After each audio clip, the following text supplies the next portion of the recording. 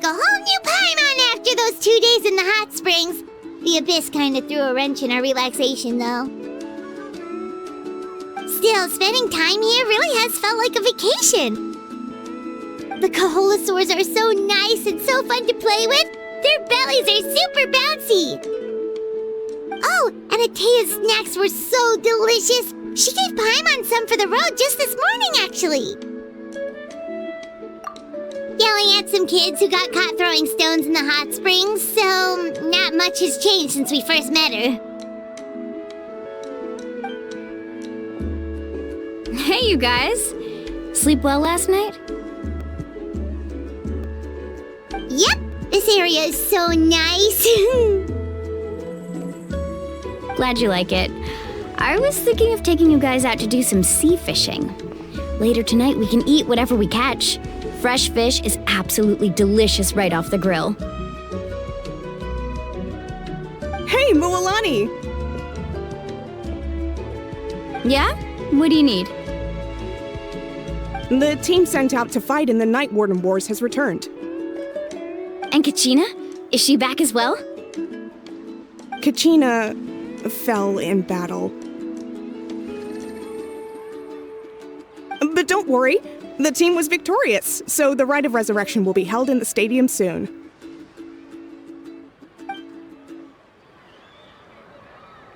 That's a relief. The Abyss is cunning, and it was her first time. Mistakes are bound to happen. Exactly. She deserves to hold her head up high. All right, thanks for letting me know. We'll head out in a bit.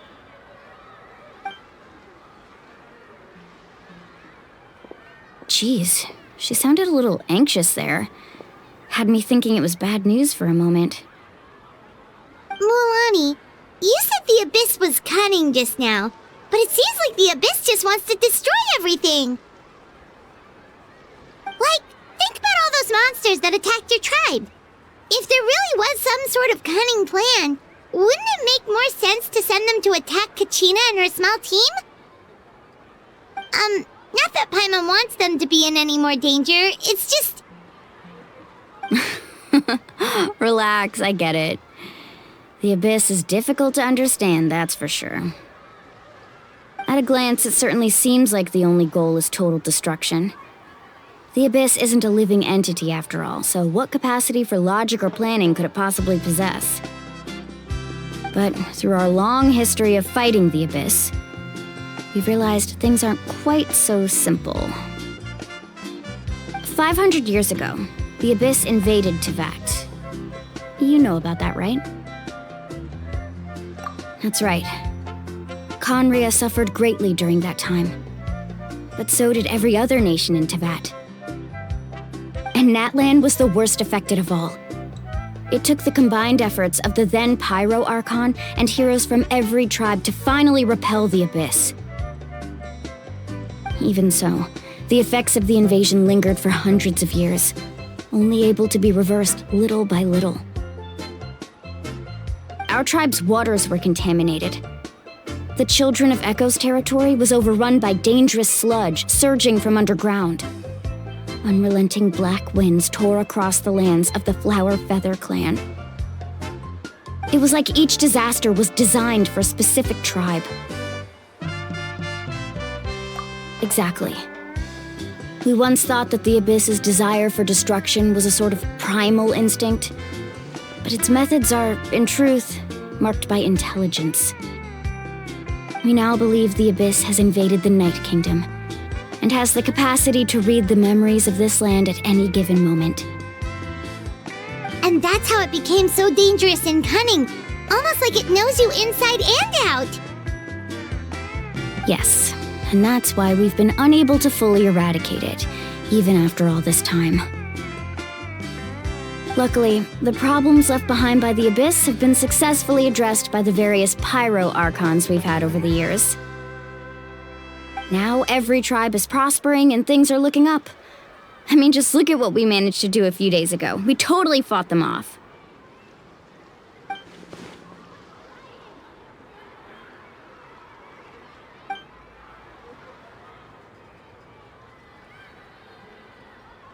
You must have had to sacrifice a lot to get to this point. Every battle, every sacrifice is in pursuit of a future where we get to stop fighting. Responsibility, duty, unavoidable burden. Everyone in Natlan views the war differently. But I believe we will be rid of the Abyss one day, and the efforts of all who fought against them will become a story for the ages. To think that my name could survive in ballads passed down to future generations, it's kind of romantic. Everyone has something that drives them forward, you know?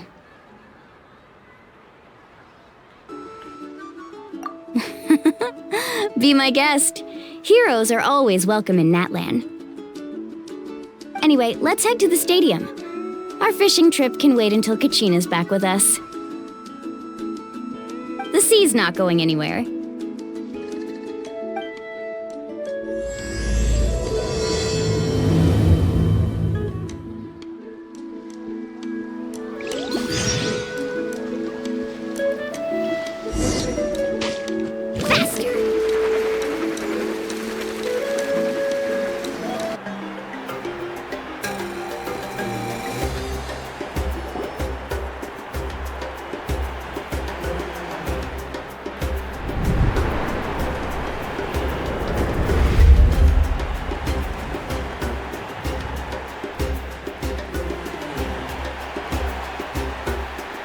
Whoa, this place is packed already! Of course. No one's gonna miss out on the chance to welcome our heroes back from battle. It's their moment of glory. Kachina's gonna be so flustered. She's never had this many eyes on her before.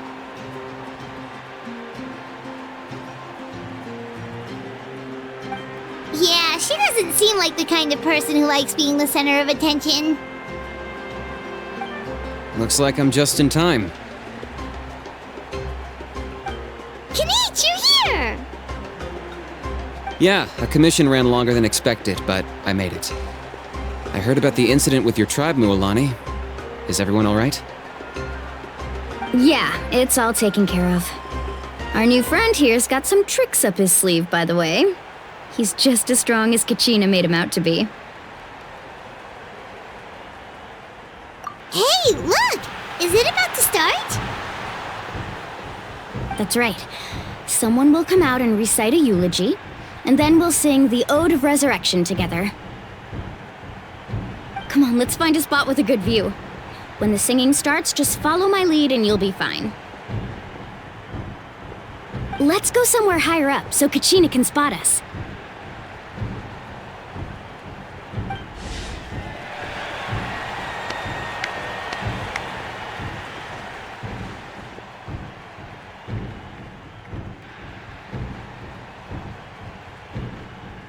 Warriors of Natlan, heed the call of life. We are the inheritors of memory and legend. Those who grew alongside sun and wind. Those who forged our own destiny and future. That is Natlan's fire, the lifeblood of our nation!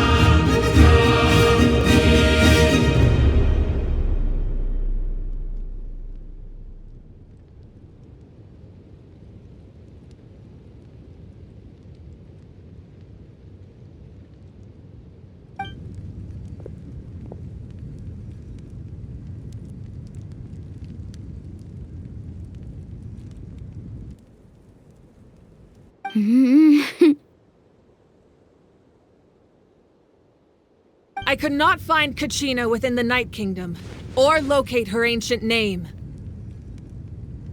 What? What does that even mean? Usually once the ode is complete, the Pyro Archon and resurrected person will emerge from the flames. But something went wrong. What's going on? This has never happened before.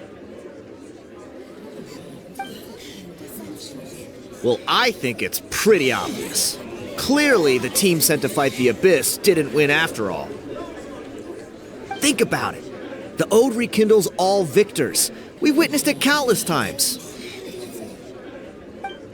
Since the Archon couldn't find Kachina in the Night Kingdom, that must mean there's more to this victory than meets the eye. Hey! You just haven't gotten over the fact that Kachina beat you in the pilgrimage! Pathetic. The both of you. Your wild guesses are misplaced. We completed our mission. Maybe you did, but who's to say whether that little girl even contributed at all? Maybe she got scared and ran off. Why would the YUB recognize someone like her, even if she was on the winning team? How dare you insult a hero of Natlan like that? Kachina sacrificed herself to repel the Abyss. She doesn't deserve to be subjected to your vile rumors when she's not even here to defend herself. Calm down, Mualani. There's no point arguing with the likes of them. I can't just sit here and let them slander her like that.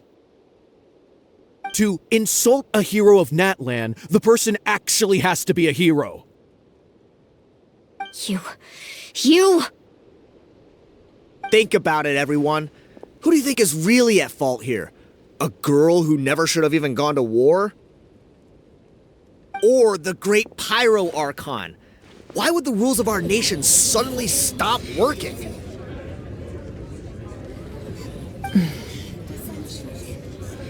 That's true.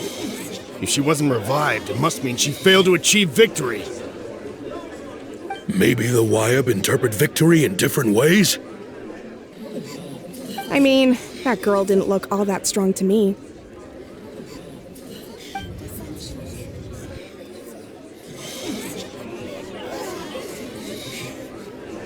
Kachina wouldn't have run! That's not like her at all! No, she's been waiting for this moment for too long. No matter how daunting the situation, no matter how scared she might feel, she's always the first person to stand up and face it head on. We don't even know what happened, so don't you dare try to use this as an excuse to vent your anger or slander her reputation. Fine. We'll find out what happens soon enough. Then, we'll see who truly deserves glory. That's enough. There is no doubt about today's victory, or Kachina's part in it. She is a hero worthy of our admiration and celebration. However, the failure of today's ceremony is undeniable. Kachina has not been rekindled, and I offer you all my deepest apologies as I continue to investigate this matter. To prevent further casualties, I have decided to suspend the pilgrimage until this matter is resolved. What? No one is all-knowing. No one is infallible, not even myself. But doubt is a means by which we seek the truth, not a weapon we wield against others. I didn't mean it that way, Archon. If there are things you wish to clarify, then ask me directly. Doubt my answer if you wish. But now's your chance. You have concerns? State them. No, of course not. Even though I have said nothing to change your mind, then it would seem the truth never mattered to you at all. That guy guy doesn't even have the courage to answer the Pyro Archon's question. So much for all that glory talk earlier. I have a question, Archon. My friend Kachina. Do you have any idea where she is? It's extremely important to me. I know you said you were investigating the situation, but I'm sorry, that's not enough. I've already shared everything I know. If you want to learn the truth and rescue your friend sooner, you should join the investigation. So, what do you say? Of course I'll join. In that case, come see me in the speaker's chamber. We should join them. Oh, and if it's not too much trouble, could you drop by as well, Traveler?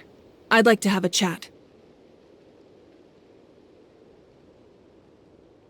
Rest assured, everyone, I'll keep the tribal chiefs informed on the progress of the investigation. Once again, I apologize for the outcome of this ceremony. If there are no further questions, let's part for now. Did she just ask us to come along? I believe she did. Let's go. I'd like to know what's going on myself.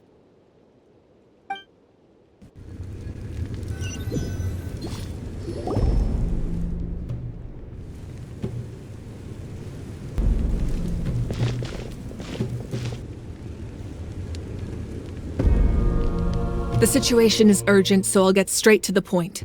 Kachina is undoubtedly a hero of Natlan, and I'm deeply sorry this happened to her. There's been unrest in the Night Kingdom, but I don't know what's causing it. As a result, I've been unable to track down her location.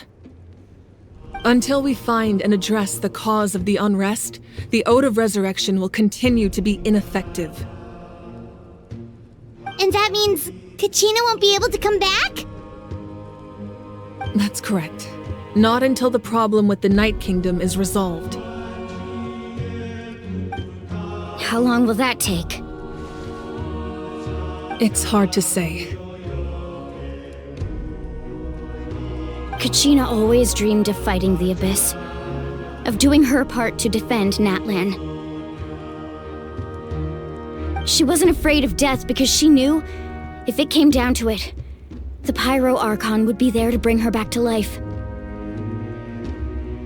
Whenever we sat down together, exhausted from training, she would always hum the Ode of Resurrection.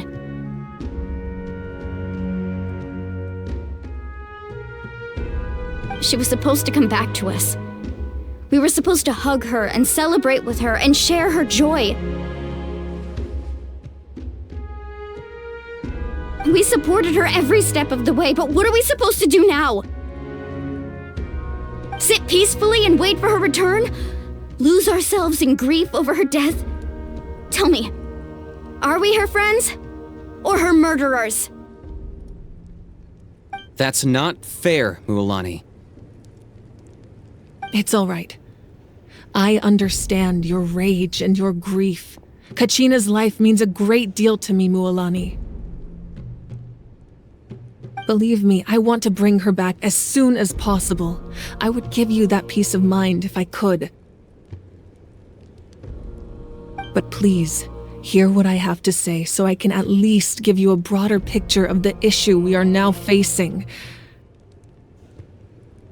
Considering the recent attack on your tribe, I believe the Abyss has found a new means of undermining the rules of our nation.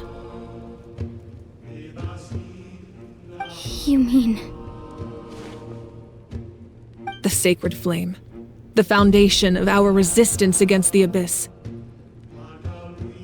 If we continue to hold the pilgrimage and send teams to fight the Abyss, there will likely be more casualties.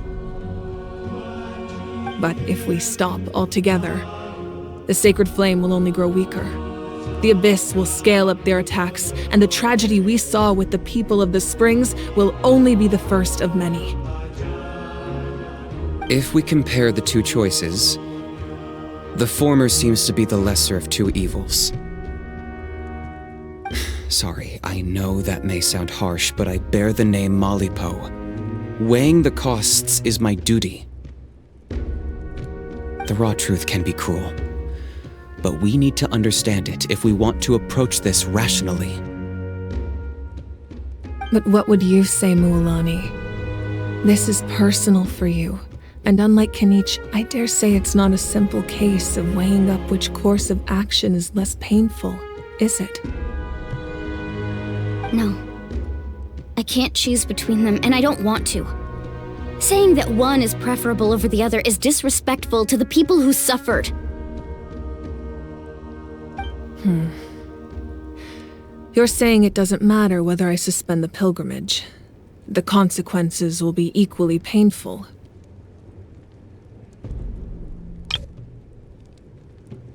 Yes.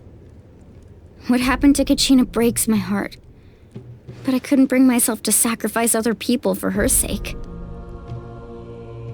And that is the crux of the problem. It's not simply a matter of choosing the lesser of two evils. Either way, there will be people who suffer, and the end result will be the same. Belief in the pilgrimage will waver. Once doubt has crept in, the people will no longer unite in battle against the Abyss. And that is exactly what the Abyss wants. Their ultimate goal isn't to break the rules that make the Ode of Resurrection work. It's to destroy the people's faith in them. To prevent what happened to Kachina from happening to anyone else, we need to suspend the pilgrimage. So that is my current plan. And in the meantime, I've made efforts to strengthen each tribe's defenses. Then, we have to find another way of strengthening the sacred flame to keep the Abyss at bay. This won't be easy. I'll need time to figure out the best approach. I understand your anger, Mualani, but I hope that provided some clarity at least. Wow, Paimon thought things were gonna get heated for a second, but the Pyro Archon took the time to explain everything so patiently. I owe you an apology, Archon. I let myself get carried away earlier, and I'm sorry. You're right. We need to focus on finding solutions. We could always hold the pilgrimage without sending a team to fight in the Night Warden Wars. That way, we would still be able to fuel the sacred flame. I've considered that, but the two events have nearly always been linked. Without the chance to fight the Abyss, pilgrimage rankings lose their prestige, and competitor numbers will drop. With fewer participants, the amount of contending fire produced will decrease, and the vicious cycle will continue indefinitely. So, essentially, the Abyss is taking Kachina hostage. You've learned about the concept of ley lines during your travels, yes? The Night Kingdom is something similar. Staying there for a short period of time shouldn't have an effect on the person. But with the Abyss in the picture, it's a different story. Your sense of self will be devoured until eventually you become one with the Sea of Souls. Imagine pouring a cup of water into a rushing river. You can try to scoop up another cup, but there's no chance it will be the same water you had before. I won't sugarcoat it. That is the danger Kachina is currently facing. Just like you said, Archon, both of these problems need to be addressed. You can focus all your efforts on dealing with the sacred flame. I will go search for Kachina. The Abyss poses the same threat to you as it does to her. It is very possible you will not return. Knowing that, do you still choose to go? Kachina's waiting for us to rescue her. That's all that matters. I failed to protect her during our campaign, but I can make it up to her now. I choose to go as well. Traveler? What do you think? Understood. Then I'll support you in any way I can. The Masters of the Nightwind have a technique that can extract an ancient name from the ley lines. If we can find Kachina's ancient name, I can use the link between them to pinpoint her position within the Night Kingdom. Then comes the hard part.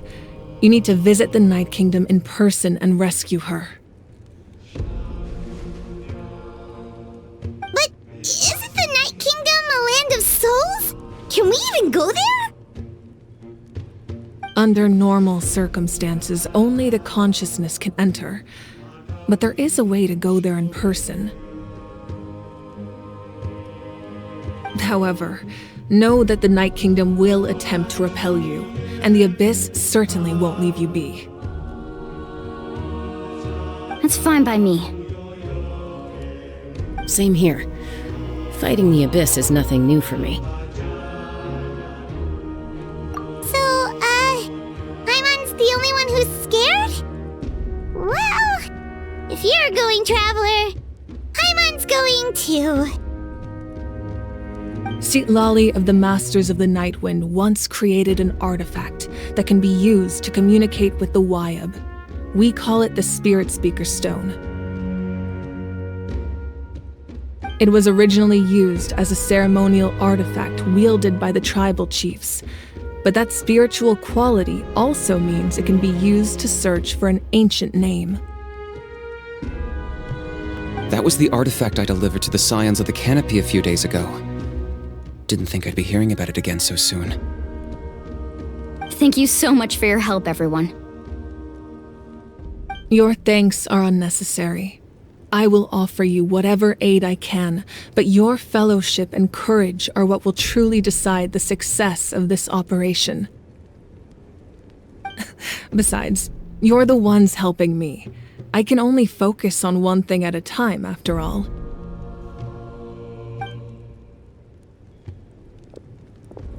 Traveler, I certainly didn't expect our first conversation to be so serious. I've heard all about your accomplishments. Ever since you arrived, I've been hoping to meet you and offer you Natlan's highest level of hospitality. Why? Why? Is that not what happened in the other nations you visited? Yeah, things were pretty complicated at the start. And, in the middle. But our reputation's solid nowadays. That's more like it. After all, I've heard you're someone who transcends fate. Perhaps even more than you can imagine. But we can talk about that some other time. Ideally, this would be the perfect night for a drink and some musical ambiance. But there are important things to be done. Oh, I almost forgot. Atea was wounded in the fight against the Abyss. She wanted us to give this to you. It embodies fond memories and my strength of will. That's what she asked us to tell you. She said you'd know what that means.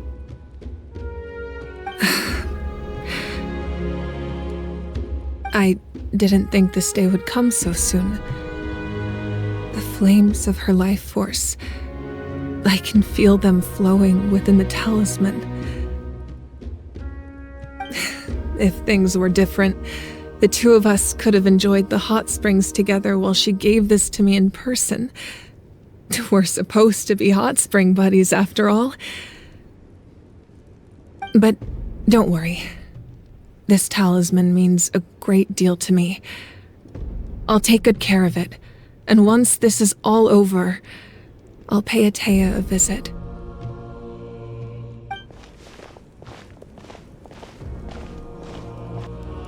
You said you didn't want to jeopardize the production of contending fire.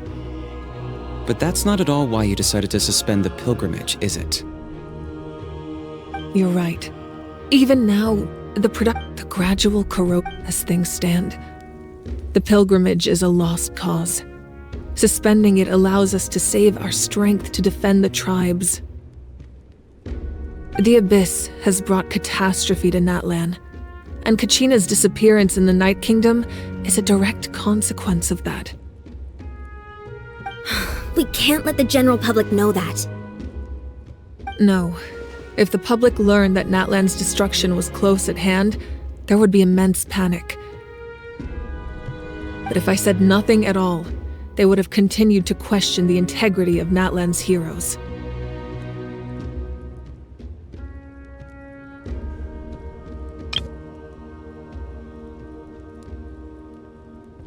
Another simple choice. The latter was clearly the better solution. But you chose otherwise. I have never subscribed to the belief that the right choice is the one with the fewest sacrifices. Let's go. There's still a way for the sacred flame to last a little longer. You mean? Yes. Come with me.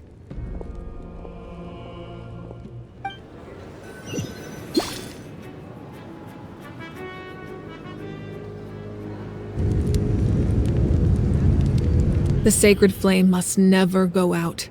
Not only does it strike fear in the Abyss, but it's also the pillar of Natlan's stability.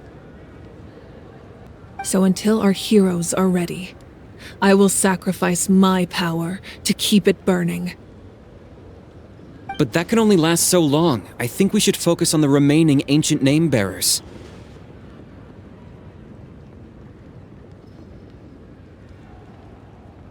Don't let desperation cloud your judgment. Those chosen by the Wyeb have already embarked on their destined path. It is for them to decide how that journey ends, not us. All we can do is support them. Even so, for you to make this sacrifice, it's not right. If not me, then who? No other is capable of sustaining the sacred flame. I possess great strength, but I'm not above my people. This is part of my duty.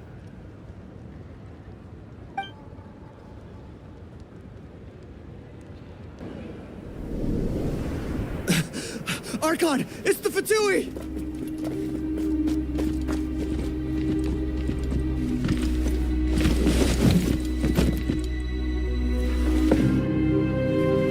The Archon of Natlan. A force to be reckoned with. The secret of the ley lines is no secret to me. Long have they been destined for ruin. And since the oath made 5 centuries ago remains unfulfilled, what use is the Gnosis in your hands? I don't know what you mean. But it sounds like this is about more than the Tsaritsa. In times of crisis, someone must pick up the mantle of salvation. Your plan has reached an impasse, and now it falls to me to create new rules for Natlan. But before the dawn of a new age, the old must be destroyed.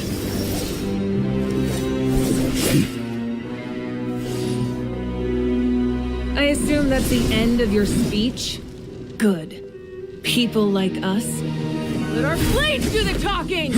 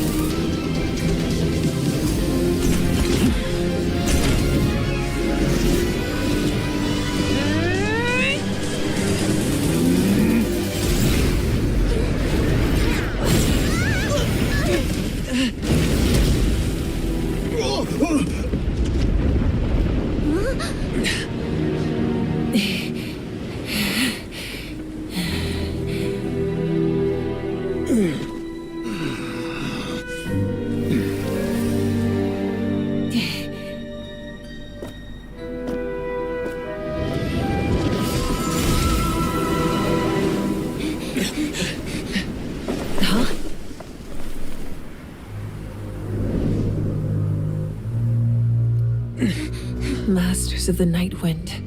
Send word. The captain and his followers must be apprehended.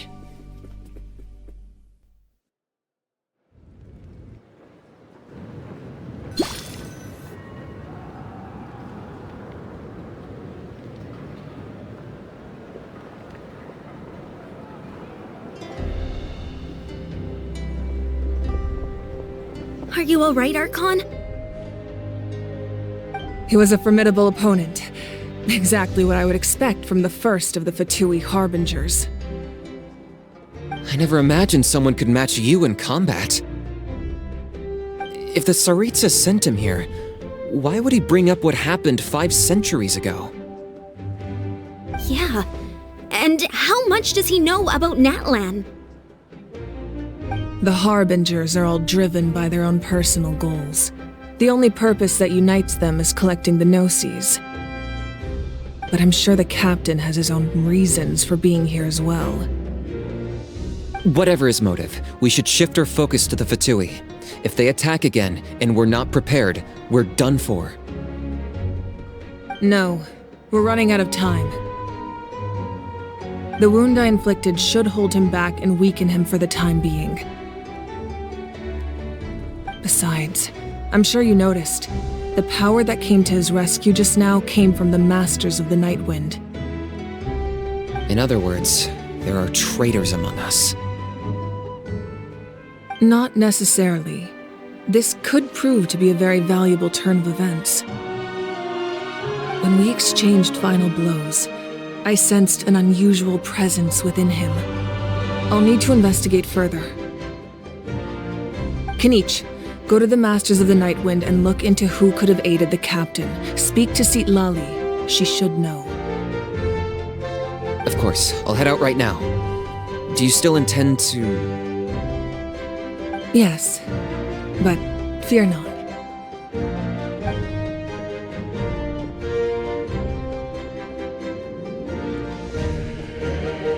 Natlan's strength has never rested solely in its Archon.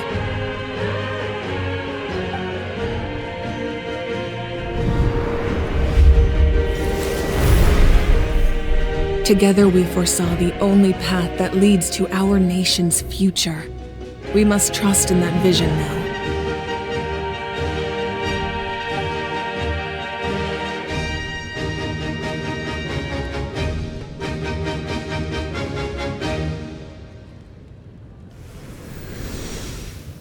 Is everything okay, Archon?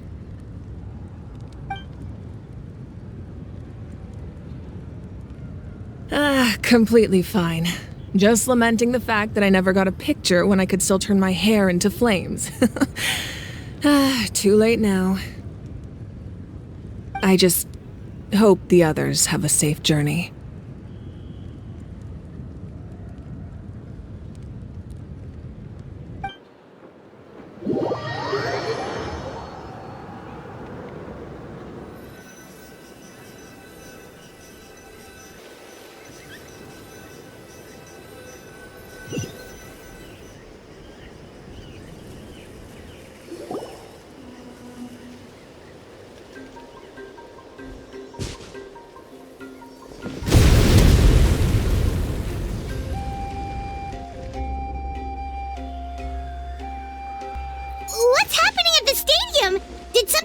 explode? It feels like the Archon unleashed her power. She must be fighting a formidable opponent. Should we go back and check what's going on? Have faith in the Archon. She wouldn't lose in a one-on-one confrontation. Once we find Kachina's ancient name, we'll head right back. Okay, let's just keep climbing. Paimon really hopes nothing goes wrong.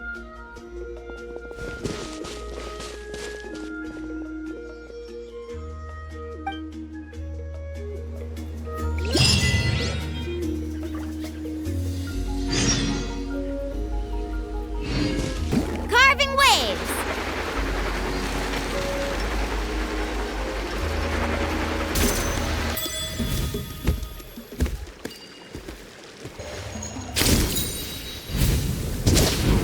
What can you tell us about the scions of the canopy? The tribespeople are very adventurous. Oh, kinda like us then! I'm not so sure. You don't strike me as the type to enjoy danger. The scions of the canopy are a bunch of thrill seekers. They love extreme sports like rock climbing, rappelling, volcano parkour, or even bungee jumping without a rope while a Yunkasaur stands at the edge and uses its tongue to catch them. Sound like something you'd be interested in? Okay, that does sound different from our usual adventures. Paimon's not doing any of that. She can just cheer you on from the sidelines.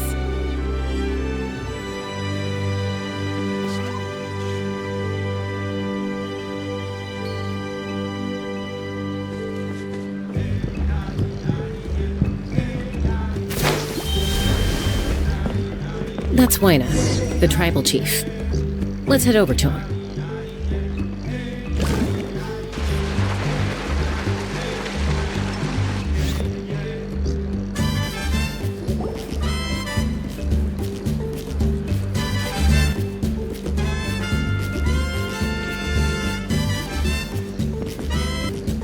Chasca. Nice to see you again, Waina. I'm afraid we don't have time for pleasantries, so I'll get right to it. We're here for the Spirit Speaker Stone. Whoa, hold on a second. At least tell me why you need it first. My friend Kachina is trapped within the Night Kingdom. We need the stone to find her ancient name and rescue her. Rescue her? From the Night Kingdom? That's right. I'm sorry, but someone needs to tell you what you don't want to hear. Going there, a mature warrior would never make such a foolish decision. The nature of battle is unpredictable. You never know how it's going to end. Losing a friend is tragic, but when that happens, the best thing you can do is focus on how to prevent further casualties. I appreciate what you're trying to say, Chief Waina. But if the price of maturity is abandoning a friend in need, I'll choose foolishness any day. If Kachina's still holding on, then so will I. I thought you might say that. Is something wrong, Waina? This doesn't seem like you. Life isn't complete without taking risks. That's always been your mantra. It's nothing. The Night Kingdom is a dangerous place. Can't blame me for checking if you were up to the task. If you're that determined, far be it from me to stop you. Here's the stone. Keep it safe, okay? It's not like we have a spare. Thank you.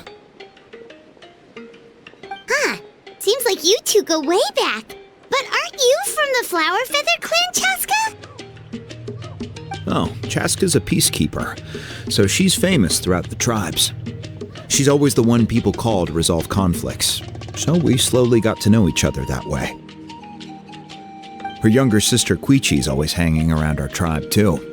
She's helped us out a lot in the past. Oh, you have a younger sister? Yes, I'll introduce you to her sometime. But let's get back to business. Waina, How do we use the stone? As you probably know, your intended destination is completely different from the real world. The Night Kingdom is like a river flowing with concepts, and the ancient name you seek is like a tiny fish swimming downstream. In that sense, the stone is like a fishing boat drifting down the river, but the boat alone isn't enough. You need a fisherman experienced enough to steer it in the right direction. We couldn't do that ourselves? With a little practice, I'm sure you could. You have the strength and the talent. If you want to make sure this works, though, I could recommend someone to you. Who? Vichama, a legendary warrior and scout from our tribe. He's got a keen eye and a well-honed intuition. Even his ancient name means to seek. If you're fishing for a name, you're gonna want him on the boat. Vichama? Why does that name sound familiar? He's one of Auntie Atea's hot spring buddies. I've heard stories about him. Where can we find him? Ever since Malco passed, he spends most of his time gazing out at the scenery from the cliff tops. Follow the path that way, and I'm sure you'll find him.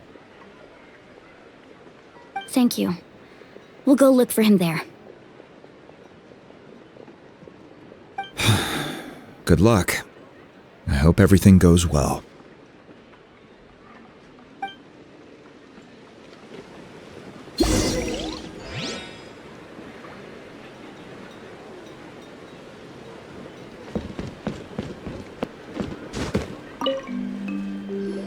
Vichama spends most of his time up in the cliff tops, gazing at the scenery.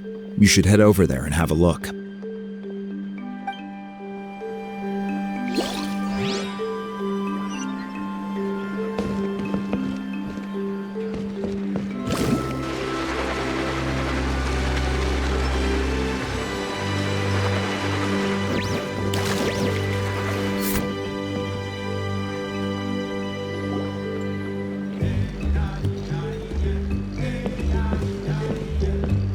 Someone admiring the scenery from the cliff tops. Ah! That must be him! Hello there, are you Vichama? That's me. Did you need something?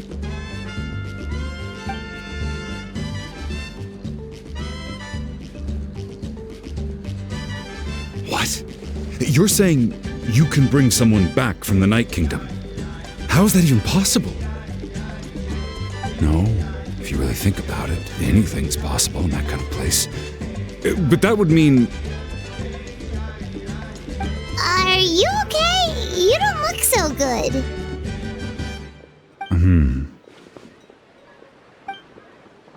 Everything's fine. I'll help you, but I do have a small request. After I help you find Kachina's ancient name, I want to use the stone to look for my friends as well. Your friend? Oh, why not mention someone named Malco? Is that who you're talking about? Yes, but I'd rather not get into it if it's all the same to you. That's not a problem. We agree to your request. Yeah. Since you're helping us find Kachina's ancient name, it's only right that we return the favor. Then we're agreed. Can I have a look at the stone?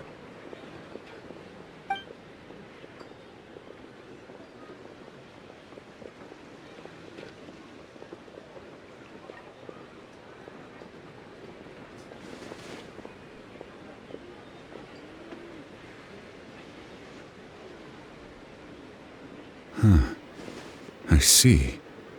From what I can tell, it functions almost like an abyssal pylon. Both connect the Night Kingdom to the living world. Once the connection is established, the abyss will come surging through the opening like a predator honing in on the scent of blood. So we have to be sure not to use it in a tribal settlement. Wow, you got all that just from looking at it? I just picked up on the basics, really. I still have no idea why it works. You said someone named Sitlali invented this. They must be a genius. I'll go find an open area and start setting things up. In the meantime, I need you to get 2 things for me. We'll go right away. What do you need? First, I'll need some hook ropes. Pretty much every store around here carries them, so no need to go anywhere special. Oh, and I need to build a net out of them, so make sure you get a good amount. Wait, are you saying you're going to use a real net to catch Kachina's ancient name? How does that work when one's tangible and one's not? By creating something tangible in our world, like a net, we can create a connection to a corresponding concept in the Night Kingdom. Basically, I'm going to use the concept of a net to catch something equally intangible, an ancient name. Oh, I see. What about the second thing you needed? Right. I need 2 chunks of obsidian. Once we bring the ancient names into our world, we'll need a place to store them. Normally, you can only get obsidian from the Children of Echoes, but I heard there's a traveling merchant from that tribe around here somewhere, so maybe you can try your luck there. Gotcha! Alright, let's split up. See that clearing? Let's meet over there when you're done. Oh, and you can send someone with me if you want. In case you're worried I might take the stone for myself. What do you think, Chasca? There's no need. Lena spoke highly of you. That means you're trustworthy. I appreciate it, even though that doesn't mean much to me anymore. Anyway, it'll take some time to set everything up, so no need to rush. I'll see you in a bit.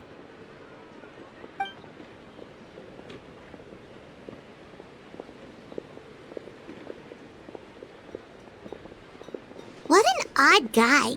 He seemed so defeated, but also really invested in the stone at the same time.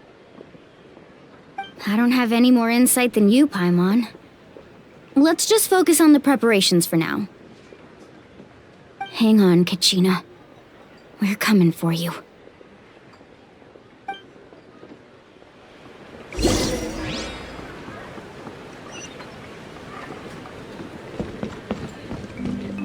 Let's ride!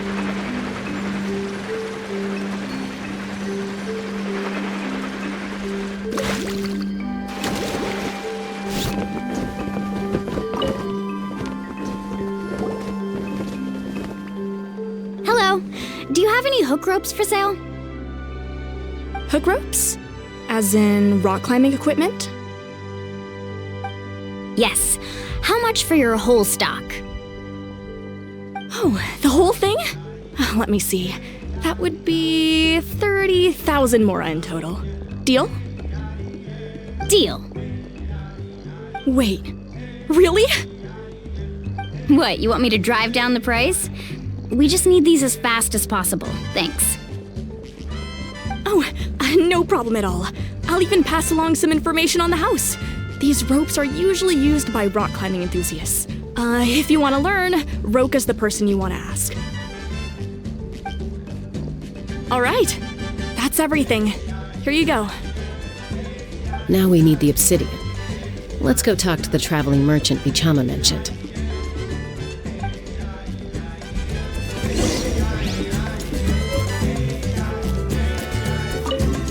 Anything else I can get you?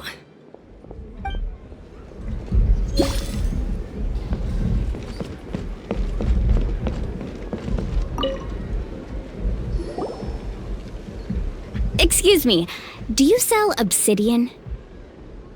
Why, yes. I've got a chunk for sale right over there. Perfect.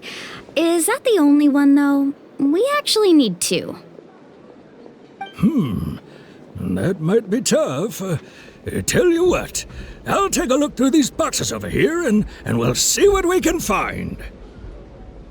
Thank you so much. We'll wait here.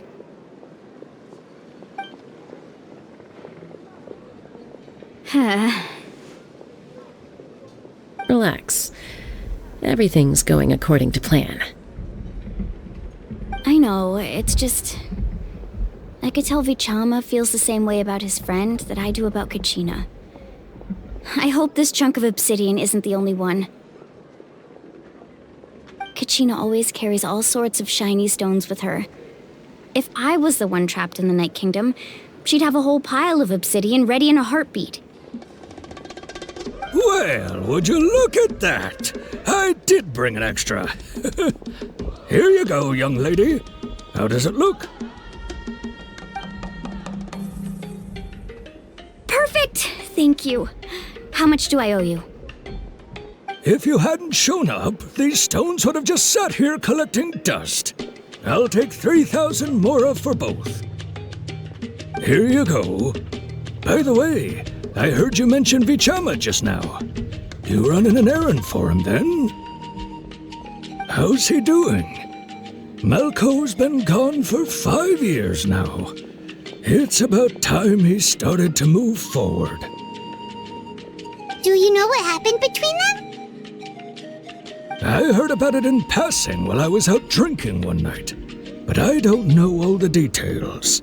Vichama and Malco grew up together, and even made a name for themselves together. Malco was an amazing fighter, capable of knocking out multiple opponents in a single hit, while Vichama excelled at scouting and analyzing the battlefield. The two made an excellent team, and managed to beat back the Abyss several times. 5 years ago, they both emerged triumphant in the pilgrimage, and were placed on the same team to fight the Abyss. But on the eve of battle, the Abyss launched an attack on their tribe, and Vichama suffered an injury to his leg while attempting to rescue someone. Then what happened? The team agreed that he couldn't fight the Abyss in his condition. Vichama didn't argue. He knew going to the front lines with an injured leg would make him a burden in battle. So they raised the issue with the Pyro Archon, and she agreed to let him stay behind. It's just, Malco and the others ended up facing hordes of abyssal monsters in numbers that far exceeded anyone's expectations. The team made an error in judgment, and they fell to the onslaught. Vichama went into a deep depression after that. He blames himself for everything. Oh, you're not wrong. But it's possible he chooses to blame himself. Not because he did something wrong, but because he wasn't able to do anything at all. I've tried convincing him to move forward, to stop dwelling on the past. But the shadow of Malco's death hangs over him still. The Abyss has caused so much suffering, and some wounds never heal. I wish there was something he could do to make himself feel better, but...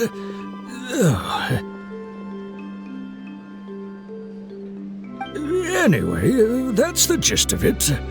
Maybe you could help him talk things through sometime. I would really appreciate it.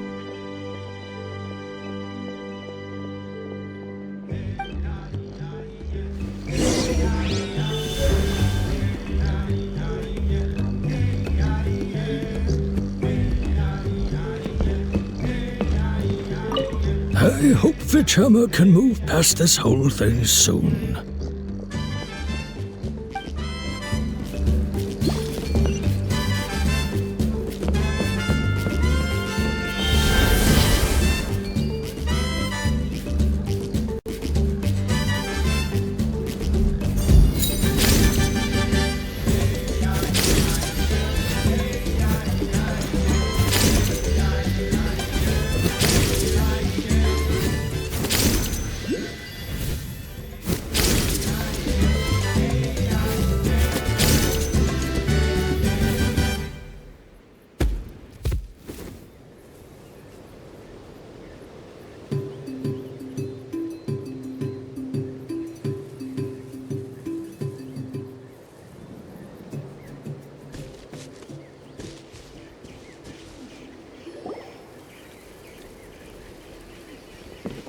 Did you get everything?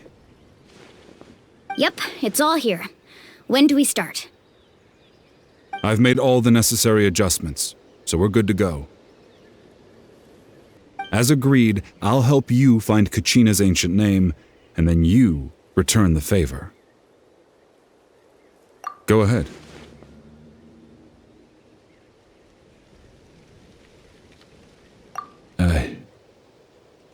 Yes. After Malko fell, I scoured the battlefield to see what happened. It turned out he wasn't bested by some impossibly powerful foe. He was dragged to his grave by the sheer number of enemies. If I had been there, I would have been able to sense the danger. I could have warned them not to advance. I've always blamed myself for what happened. But when you told me about Kachina, I realized there's a chance Malko might also be alive, fighting for survival in the Night Kingdom. But that happened several years ago, right? The Pyro Archon said all life within the Night Kingdom eventually becomes one with the Sea of Souls. There might not be much hope, but I still have to try. Malko and I promised each other, even if we never managed to root out the Abyss for good, we would fight together until the end. All right, let's get to it. I'll start searching for the conceptualized version of Kachina's ancient name. If you see any fragments scattered around the area, please collect them.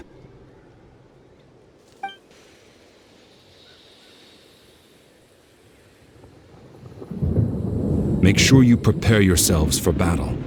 As I said, the stone will link the mortal realm to the Night Kingdom. The Abyss will likely emerge in response.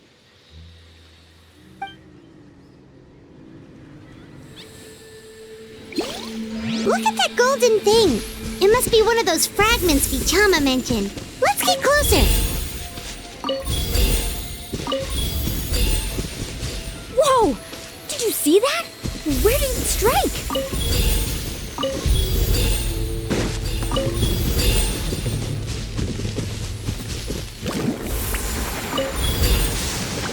Need a surfboard?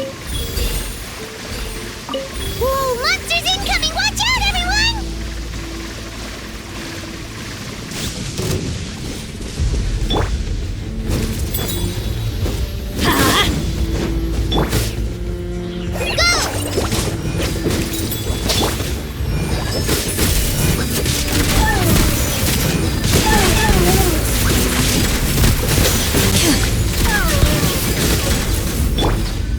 Carving waves!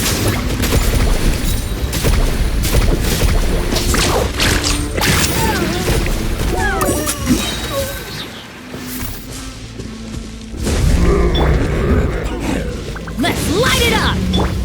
Just like we rehearsed! Hi! Surf's up! Action at the wave! Into the shadows.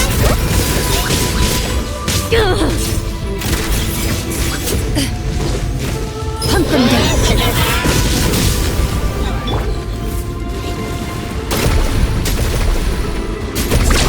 Amazing!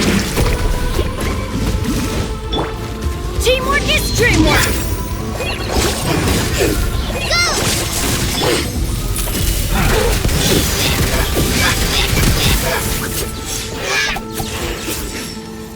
How much longer, Vichama? Not long! We're getting close!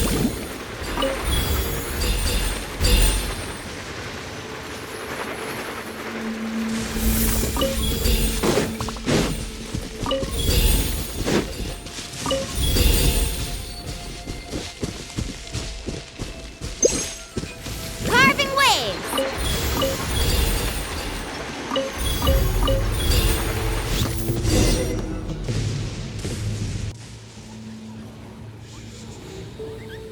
Vichama!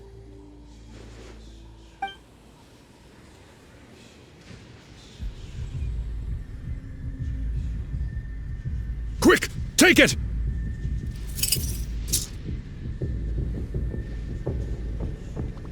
I found Kachina's ancient name. Hang in there, Malko. Just a little longer. Something's not right. The power of the Abyss is getting stronger.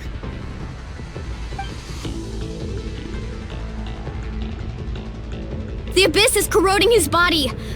Vichama, you can't keep going, you'll die! I should have died 5 years ago. I just need a little more time. Please, I'm almost there.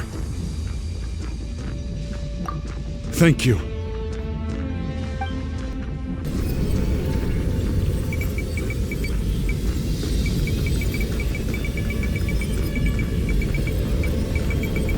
Whoa, watch out! The power of the Abyss is strong!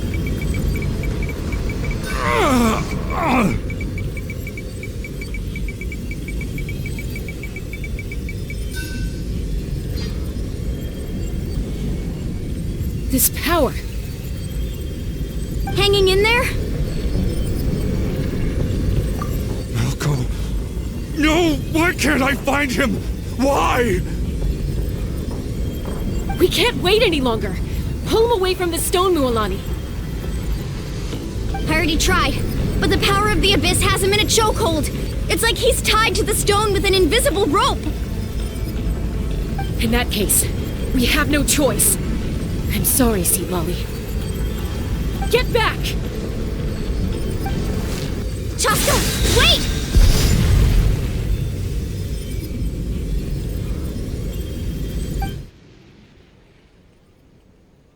Ouch! What happened just now? It looked like the Spirit Speaker's stone was... The stone's power was spiraling out of control. The only way to stop it was to destroy it.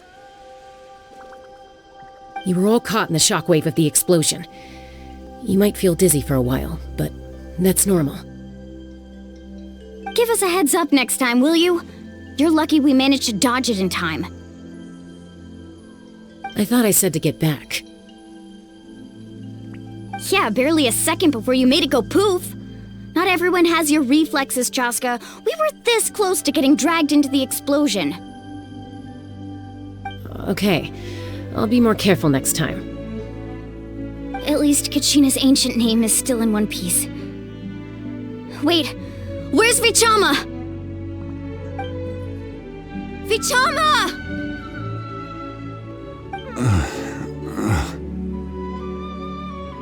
Vichama! I couldn't find Malco's ancient name. It must be completely gone by now. Once your ancient name disappears, there's no coming back. From the very beginning, I knew there was a slim chance, but still.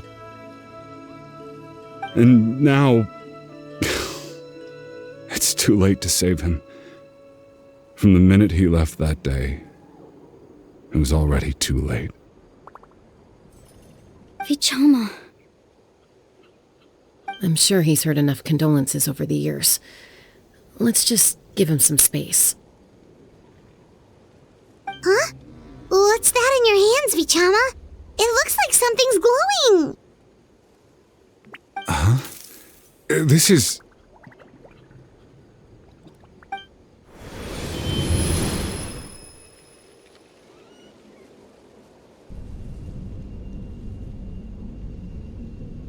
Hey, Malco. Got any strength left? Not enough to swing a sword, but to say a few last words? Sure. Too bad. No one will get to hear them. I never thought I'd actually die on this mission. Not that I'm afraid to die. It's just... hard. Thinking about my mom's face when she hears the news. Guess I have something to be thankful for then. My parents died a long time ago. They won't have to mourn me.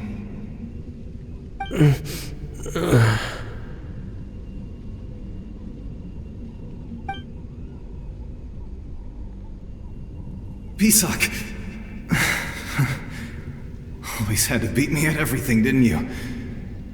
Right to the end, you were never one for goodbyes. Maybe you're right. Maybe no one will get to hear our last words.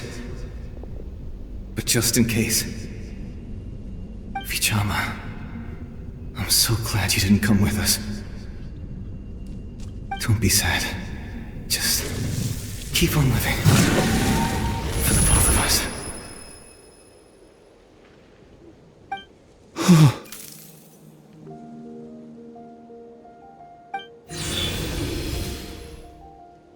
Was that a memory?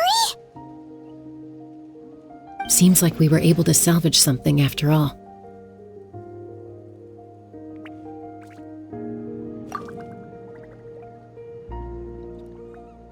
Of course. Seeing him, hearing his voice again, it makes me unbelievably happy. But it also brings with it an even deeper pain.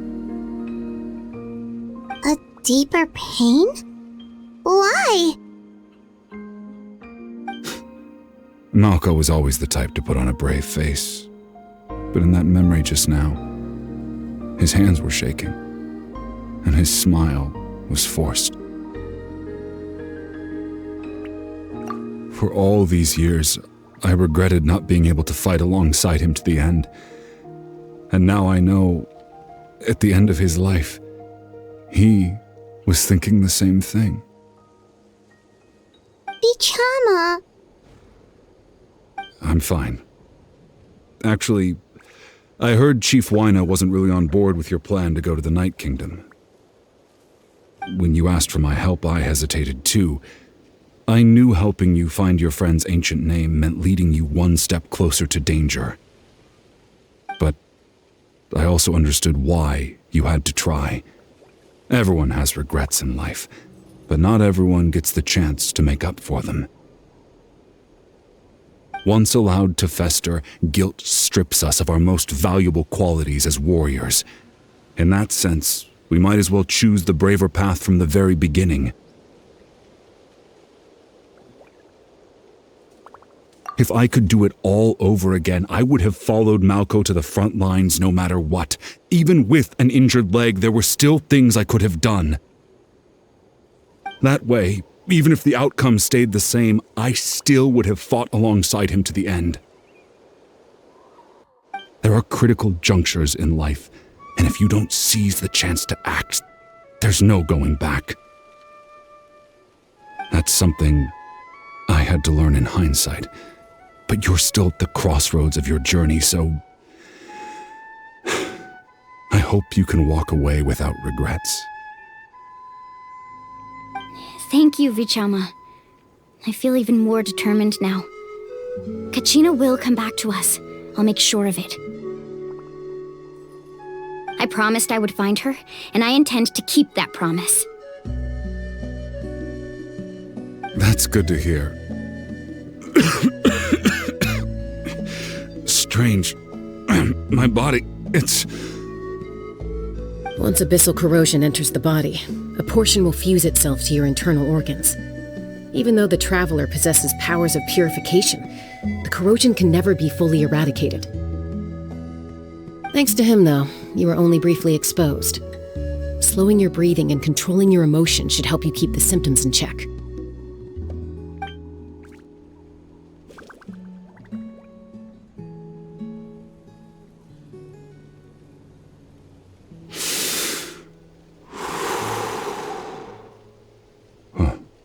That does make me feel better. You seem very knowledgeable about all this. Just speaking from experience, that's all. Anyway, we've recovered Kachina's ancient name, so we're off to a great start. Let's get Vichama back to his tribe and tell Wyna the good news. Oh, and apologize for destroying the Spirit Speaker Stone. We had no choice, though, so he'll probably understand. Right?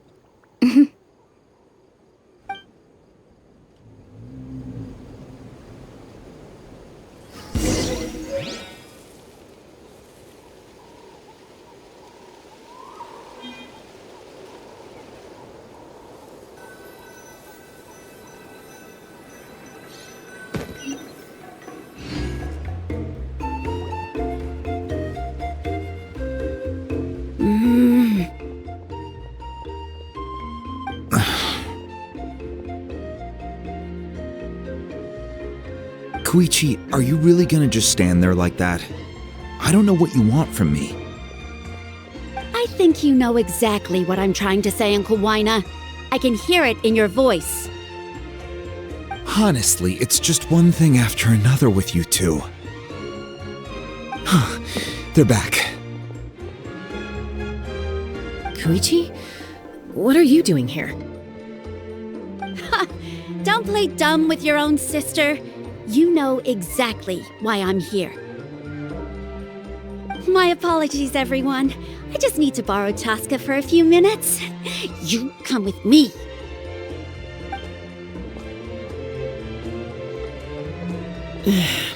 I'll be just a moment. Who is that? Koichi, Chasca's younger sister. Although the two aren't actually related by blood, it's kind of a long story. It's not really my story to tell, but I guess it's not a secret. You see, Chasca was actually raised by cuckoo-saurs. She was afflicted with a rare disease when she was a child, and abandoned in the wild as a result. The Abyss found her out there, all on her own, and tried to devour her. But in the end, all that did was trigger her will to live. That strength of will pushed her to survive, but it also planted a seed of conflict within her. Eventually, she was adopted by the cuckoo-saurs. Wherever they went, she followed, getting into fights right and left. For some reason, Paimon can totally imagine that. Well, when Chasca finally returned to human society, it was Koichi's parents who adopted her. At the time, Chasca still had a habit of getting into fights, so Koichi was always taking her around, apologizing to everyone. Ah, I remember those days. One of those fights was definitely with me. But, you know, kids. You're fighting one minute and your friend's the next. Eventually, she found a way to rein in that desire to fight. And now she's who people call to resolve conflicts. She's known as the Peacemaker. It sounds like she still argues with Koichi, though. Don't siblings usually stop fighting when they get older? That's partly my fault. Koichi asked me to stop Chasca from doing anything dangerous, but you probably know by now, once Chasca makes up her mind, there's no changing it. Oh, I get it. No wonder you tried to talk us out of going to the Night Kingdom. Chasca even said that wasn't like you. I'm all for your adventure. You need to take risks when you're young, because by the time you're my age, you couldn't attempt something like that even if you wanted to. Better try now than live with regrets later. That's what I say. Still, I can understand where Koichi's coming from. In the end, nobody wants to sit back and let a loved one put their life on the line.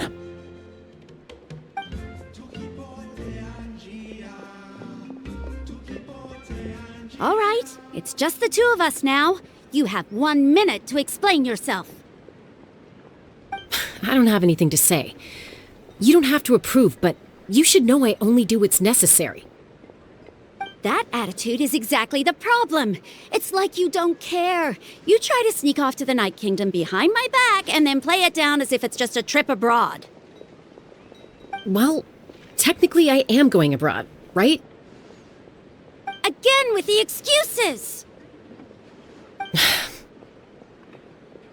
We agreed, didn't we? There are 4 levels of danger. If it's not something urgent, you can only engage in level 2 danger and below. You can only go up to level 3 if a situation is so dire there's absolutely no alternative.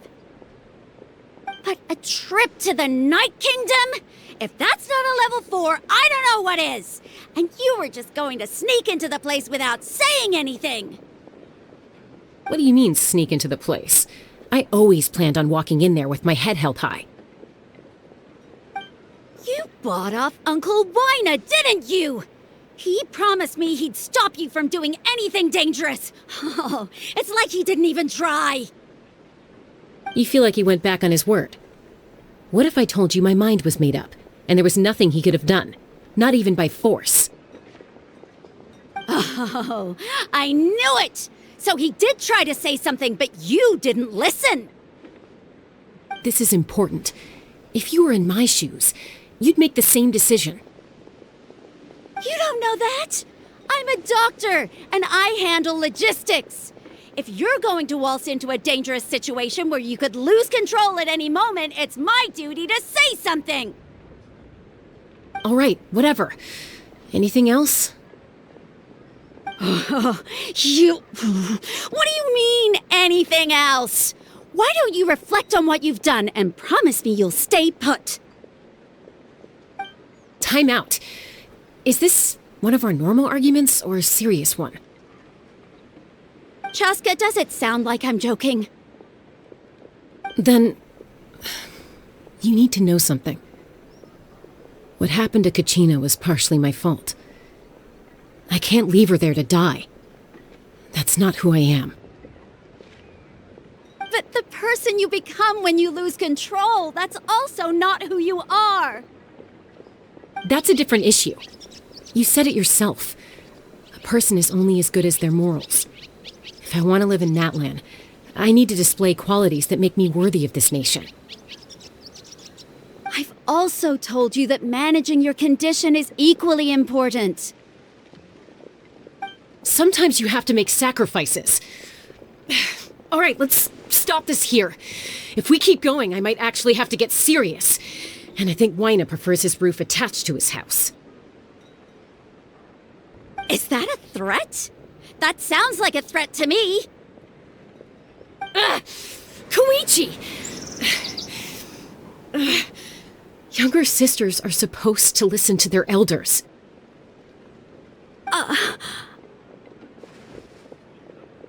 So, you're really going to go, no matter what I say? I'm supposed to be your sister. Then support me. I'll be back. All you have to do is wait. Chasca. So, that's it. Why'd you have to turn out to be so darn annoying?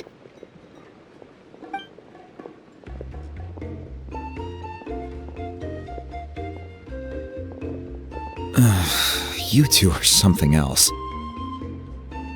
Something you wanted to say? I know you aren't related by blood, but you two sure are similar. Really?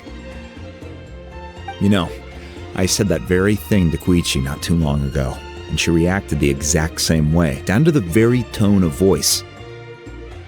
It's not my place to get involved, but I will say this.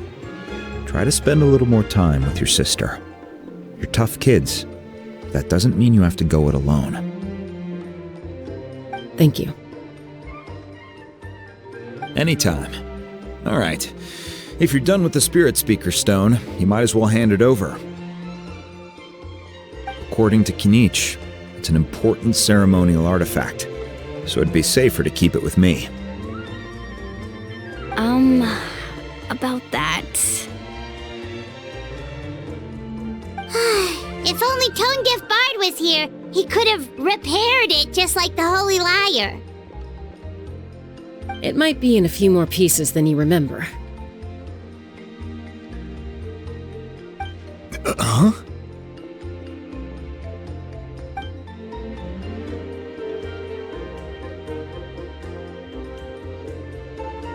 I see. Sounds like it was an urgent situation. If someone's life was on the line, then you had no choice. Still, Citlale's going to be a nightmare to deal with now that you've broken her stuff. I'll explain everything to her later. Stay safe out there in the Night Kingdom, okay? I'll wait here for your safe return.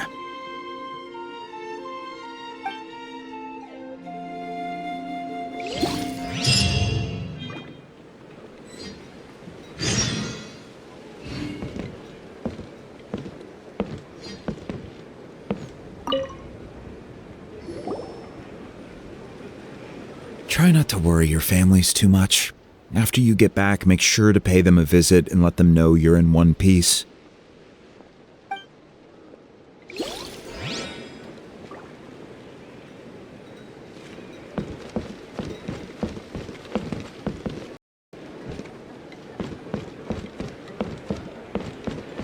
Faster!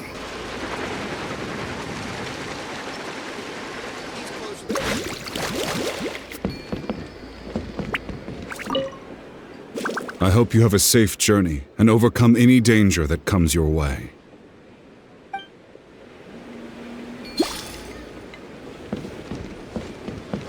Let's ride!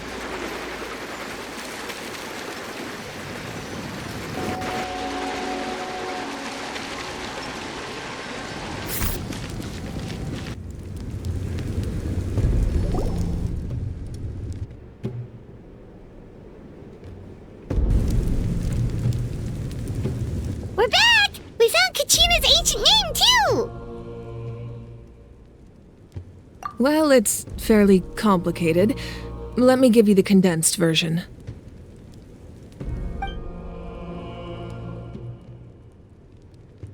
The Fatui again? We can't go anywhere without them causing trouble. But what if the Fatui finds out you've lost your power? Won't they try to take advantage of the situation? That's why it has to be our little secret. No one else can know, or we're asking for trouble.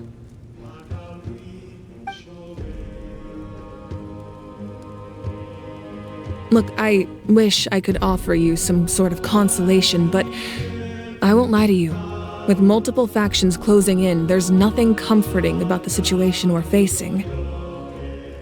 Still, all you need to do is focus on your goal. You can leave the complicated matters to me. I can also step in on the Pyro Archon's behalf.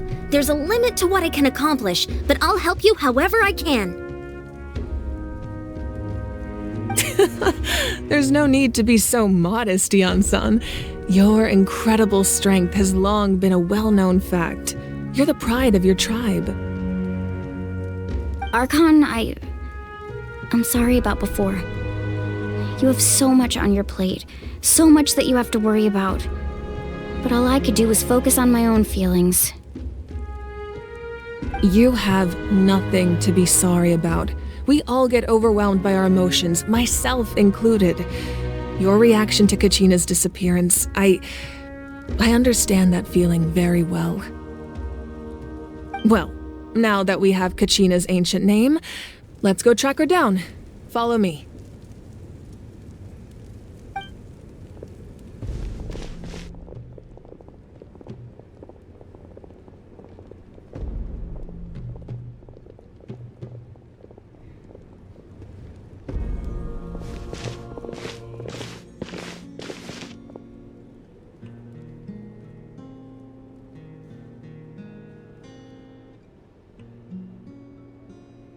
What is this place?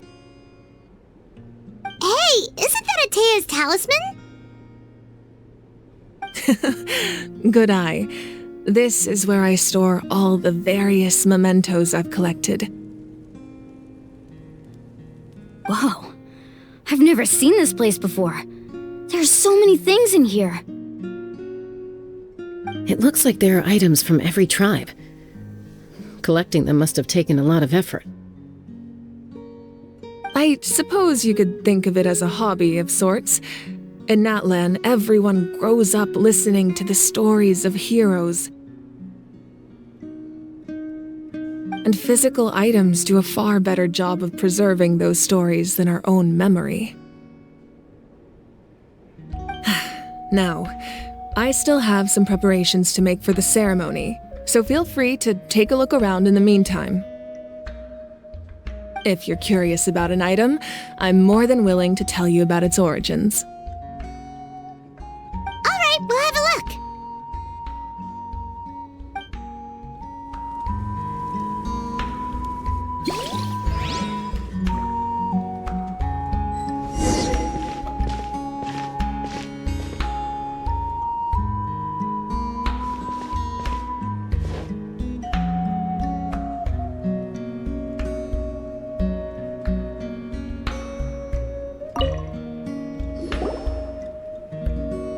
Whoa, that belt is bigger than Paimon's head!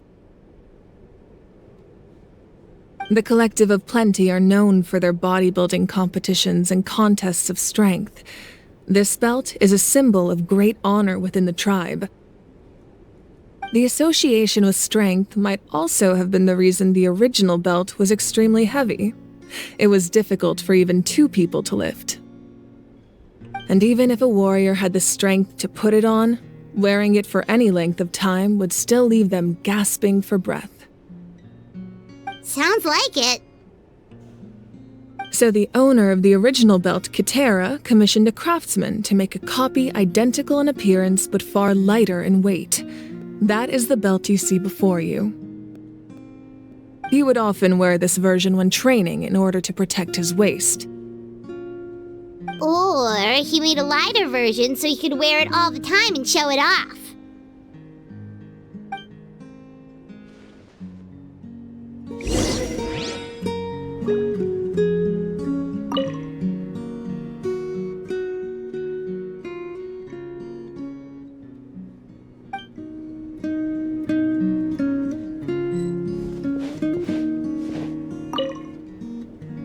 Make sure to handle everything with care. This cup, for example, it's heavier than it looks.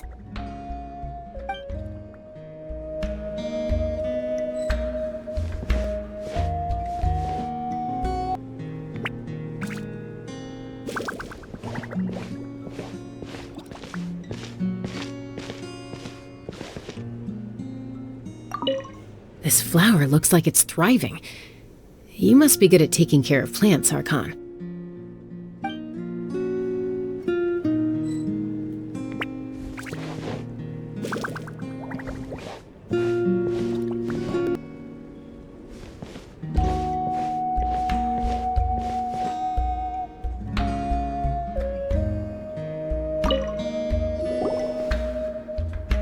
Hey, there's a fishing rod here. It must have belonged to the people of the springs. That's right. It belongs to a legendary fisherman named Matavaru. I have his entire set of fishing equipment, actually. He and I met in a tavern. He told me about a particular kind of giant fish and his meticulous plan to catch it. In his eyes, I saw a hunger and a strong fighting spirit. To him, the sea was the battlefield upon which he staked his honor. So, did he do it? The next time I saw him, he was covered in scars. It turned out the fish he sought had been corroded by the abyss. He managed to kill the fish, but sustained a serious injury in the process, which meant he could never go deep-sea fishing again. Can a fisherman claim victory if he fails to bring back his catch? That's what he asked me in the end. Well, Paimon thinks he won. That was my answer as well. The experience was far more valuable than the prize itself. In the end, he didn't want his tools to go to waste, so he gave them to me. Wait, that means you also know how to fish. Maybe we can go head-to-head sometime.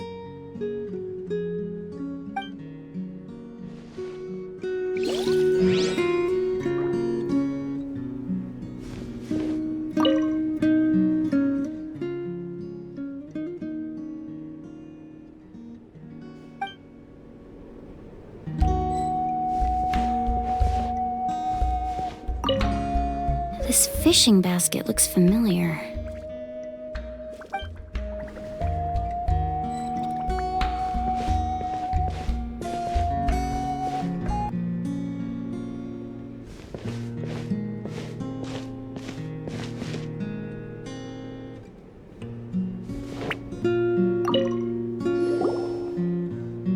This is Atea's talisman. I'm sure you're familiar with this one already. Atea was rarely ever without it. The talisman brought her a lot of luck in battle.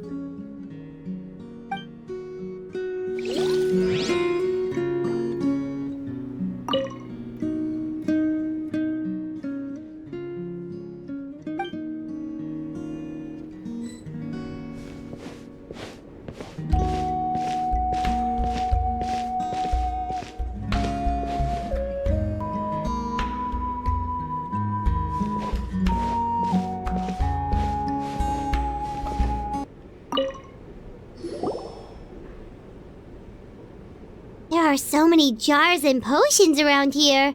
Do they have anything to do with alchemy? No, those belong to the Masters of the Nightwind. They're ceremonial tools used to amplify the ability to communicate with the Night Kingdom and the Wyab. Yamaya is an expert in this field, and she taught me a lot. Even though she appears stoic and serious, she actually has a keen sense of humor. The tools you see here are quite traditional. Her students found them outdated, so she passed them on to me. The contents of the jars aren't all that special. Oh, except the big jar in the middle. That's what she really wanted to give me. Ooh, must be something really cool. What's inside? Grape juice. Huh?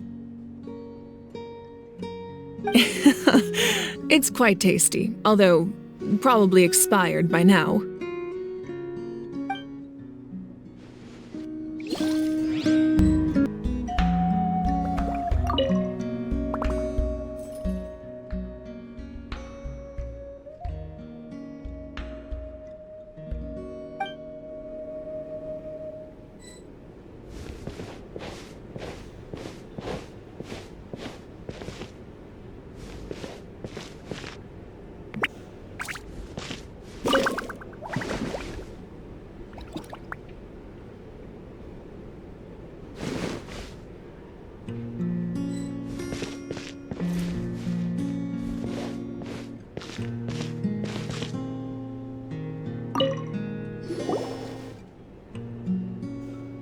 Whoa, this weapon is huge!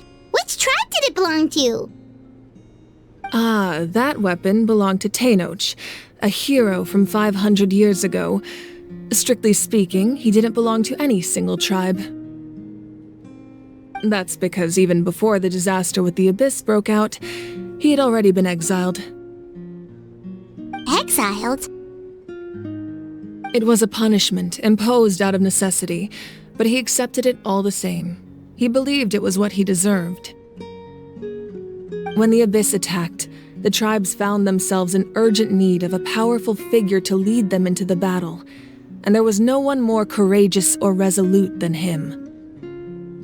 He united the 6 tribes and accomplished great feats throughout the war.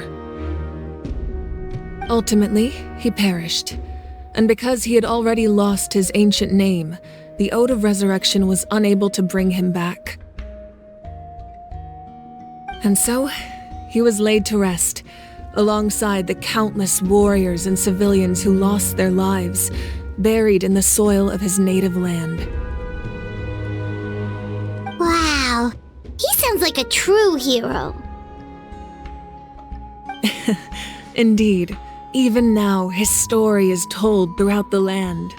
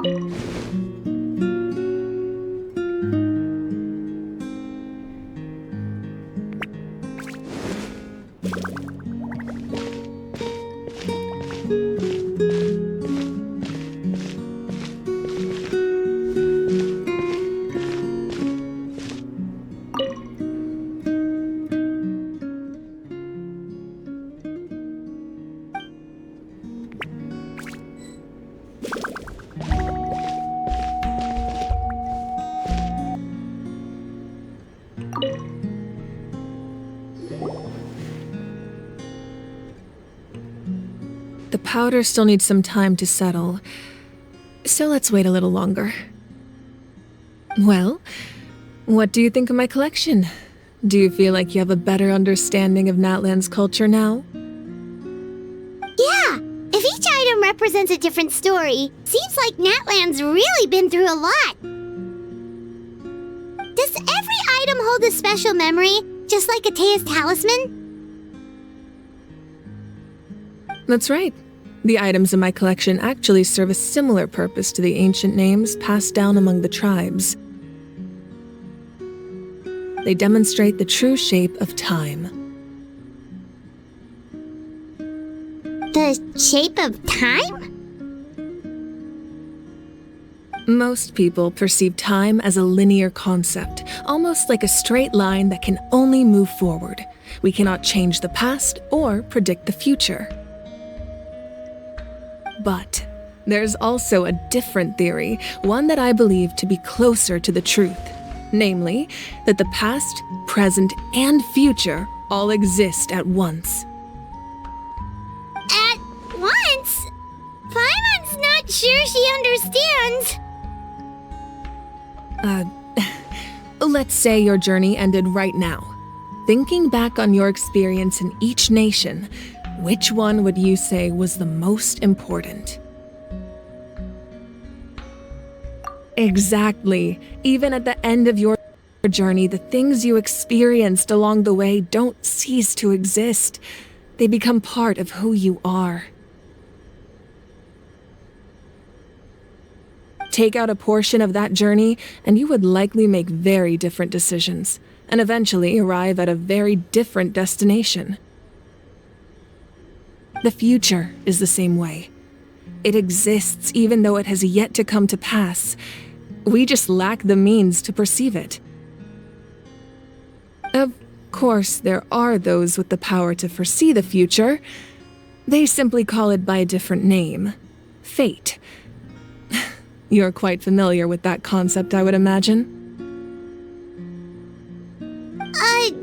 That does kinda make sense. The future hasn't happened, but already exists. Humanity excels at living in the present, but too often we forget the past and neglect the future. While the pilgrimage and the Night Warden Wars lead us to a better future. Only by uniting the people of Natlan across countless eras can we fight back against an enemy as formidable as the Abyss. To come up with such a set of rules, the first Pyro Archon must have possessed a level of insight I can only imagine. That's correct. At first, he was a mortal man with no special power. After he ascended to the divine throne, he used it to borrow power from the heavens and establish the rules of Natlan. Namely, a framework through which ordinary people can ascend to Archonhood. By holding the pilgrimage, we're able to determine the strongest among us. And when that person ascends to the divine throne, their inner flame will awaken. In addition, the sacred flame will grant them significant knowledge and memory of this land. After all, that's how I came to know everything I just told you. So, it all comes down to the power of the divine throne and the rules. Wait, is that a family portrait? Yes, that's my mother, father, younger sister, and the little saurians we raised. I turned a piece of my dad's leather armor into a canvas and commissioned a famous artist to paint our likeness. Your sister is so cute! It looks like the two of you are really close. Paimon was having a hard time thinking of an Archon as an ordinary person, but seeing this portrait, it kind of makes sense now. It really doesn't look like there was anything special about you before. Oh, wait, is Paimon allowed to say that? A little late for that question, don't you think? Sorry! Paimon's so sorry! Paimon's mouth works faster than her brain sometimes! It's alright. I'd never get upset over something like that. No matter what others may say, my past is a precious part of my identity. I'm forever proud of the life I used to lead. Becoming the Archon doesn't mean you sever ties with your family. The position just comes with a lot of responsibilities, so it impacts how often you get to see them. my father made the most delicious stew, so my sister would often bring me a large pot of his cooking, and we would sit on a blanket and eat it together. One time, we didn't close the door securely, and the saurians we were raising ran into the room and knocked over the entire pot. My sister immediately burst into tears. The two troublemakers were going for the meat, but when they saw my sister's distress, they froze on the spot. I still remember the way they laid there, sulking like a pair of children, even after making such a mess. It was frustrating, but in the end, all I could do was comfort my sister and move on. Wow.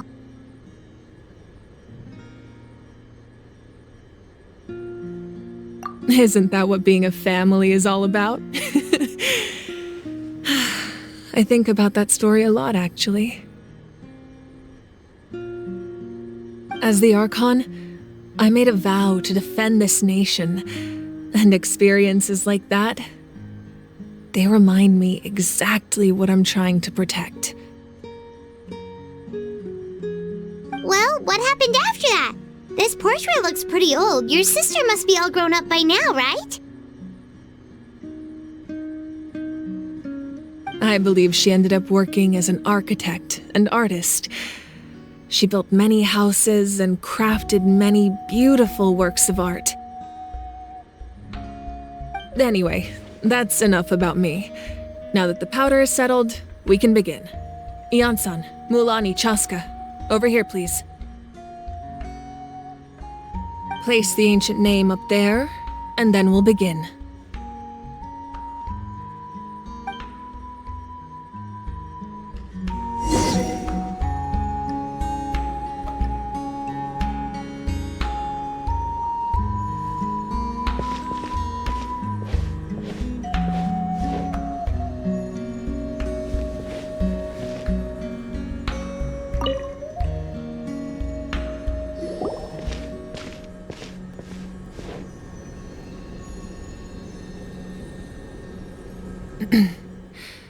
Surely as the echoes of life resound through heaven and earth, so too shall our stories remain eternal. Ancient name, take us to your fated bearer. Allow her to answer our call.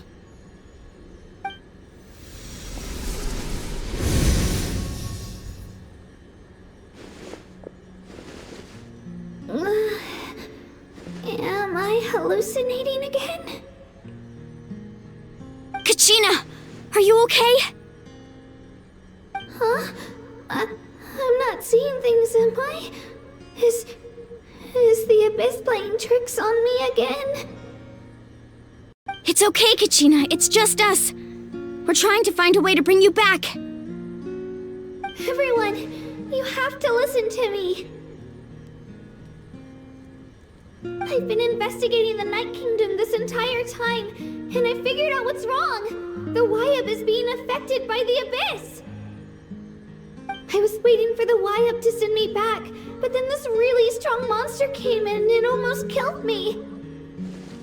The Wyab saved me, even though its power is weakening, so I've been hiding from the monsters while trying to find a way to help.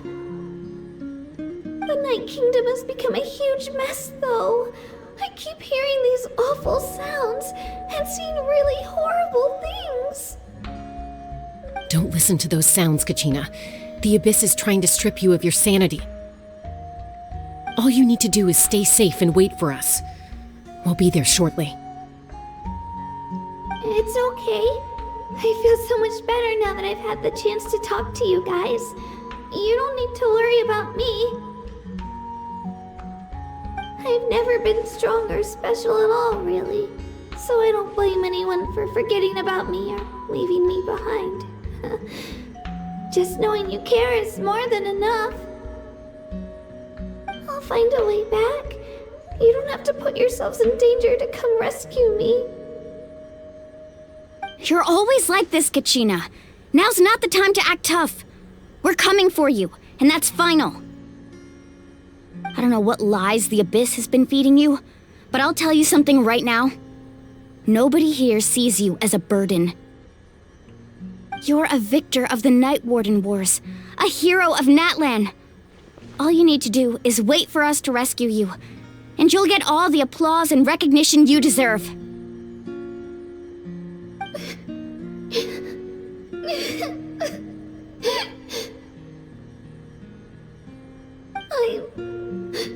I'm really scared. Everything's so dark and creepy here. And I want to go home. Still, I don't want you to put yourselves in danger because of me. I don't want to hold anyone back ever again. All you need to do is place your trust in us, just like you always have. No one fights alone. We're not leaving you behind. Not ever. Yeah, we're so close. We can't call it quits now. Thank you. Be careful. Looks like we've lost contact. Now comes the most dangerous part. You have to traverse the Night Kingdom in your physical form. This entrance to the Night Kingdom was left behind after an abyssal invasion. Even a brief amount of time inside could expose you to corrosion. I know. I'm prepared for that possibility. All right, then I wish you all the best. I'll tell Koichi to be ready just in case. She's very experienced in dealing with abyssal corruption. That face you just made. Don't tell me you two got into another argument. No, I just feel bad for creating more work for her.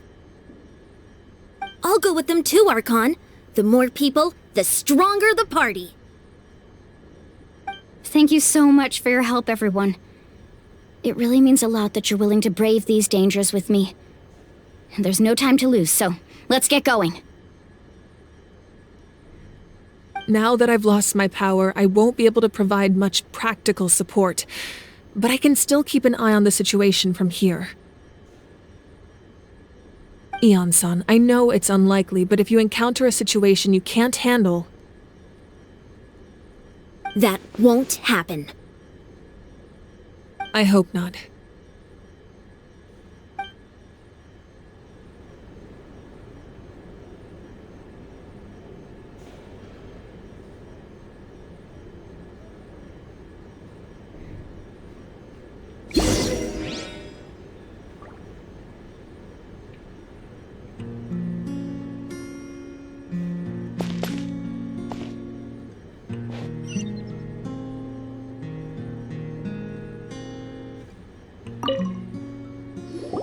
Be careful out there. I'll observe the situation from here.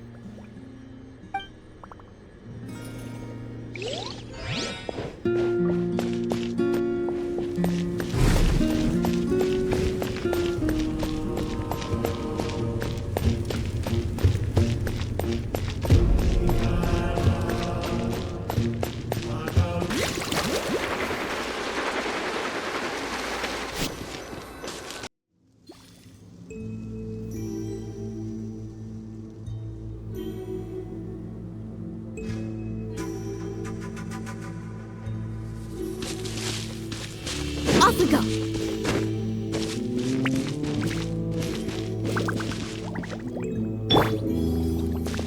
Smile!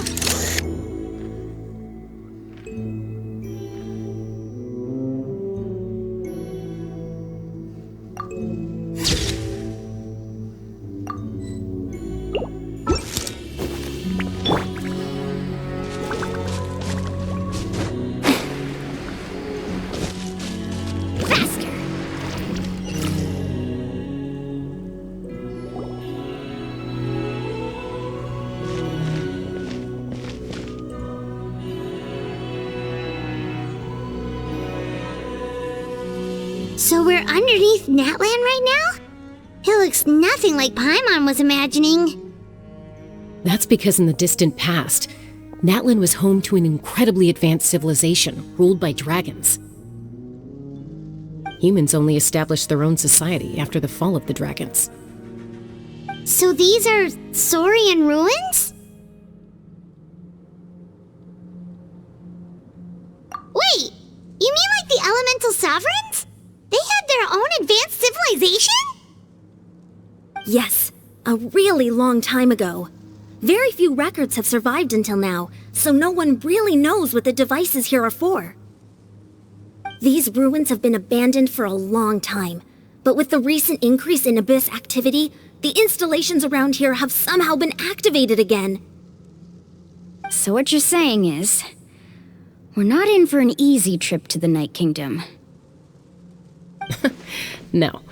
It's going to be obstacle after obstacle from here on out.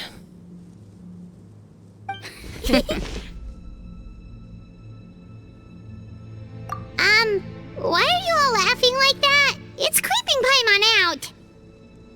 It's the pre-adventure excitement kicking in, right guys? Of course.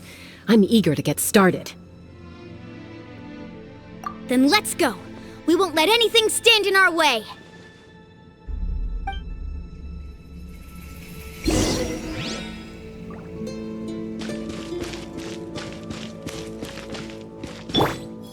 Hold that pose!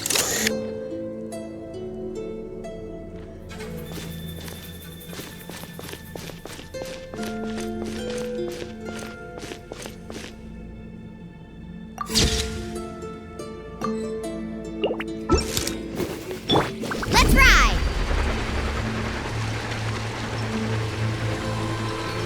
Seems like the road ends here. How should we get across?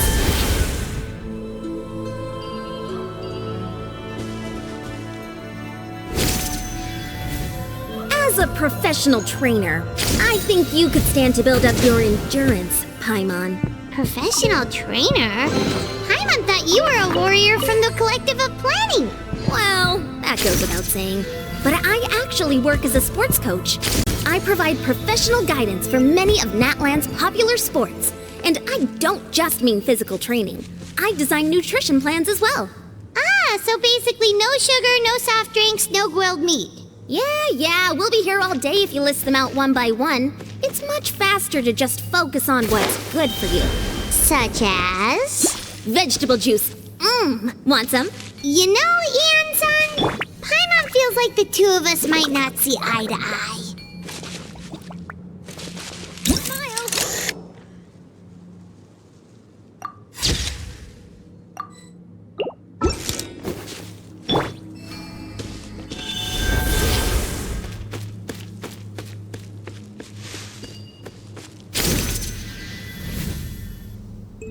Those guys look familiar. We've fought them before. Let's go. Show no mercy.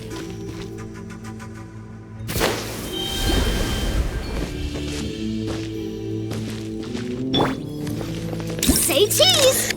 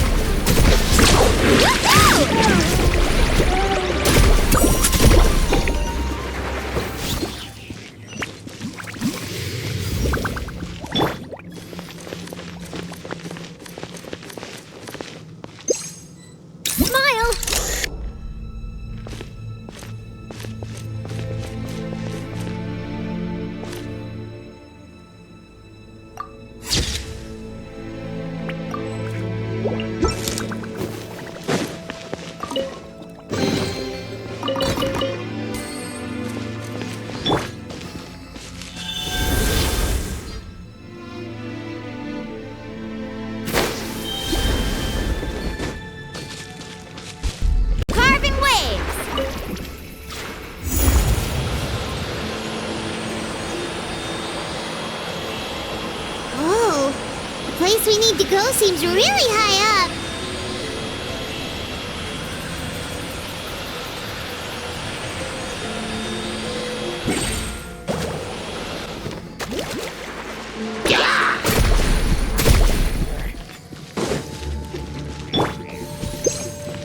Hold that pose! Woohoo!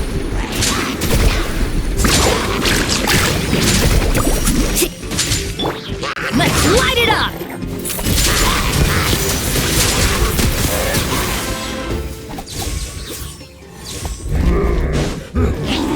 Woohoo!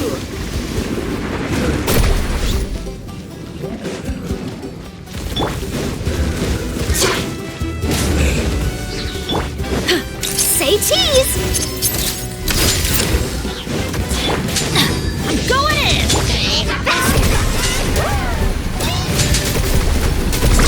Amazing! Engine and wave!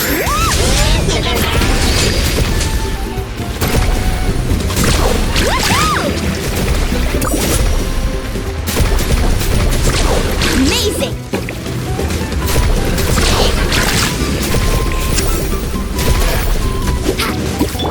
Into the shadows. Enough! Hunt them down. Huh? Smile!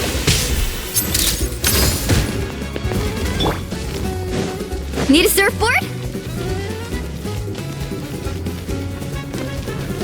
Carving waves!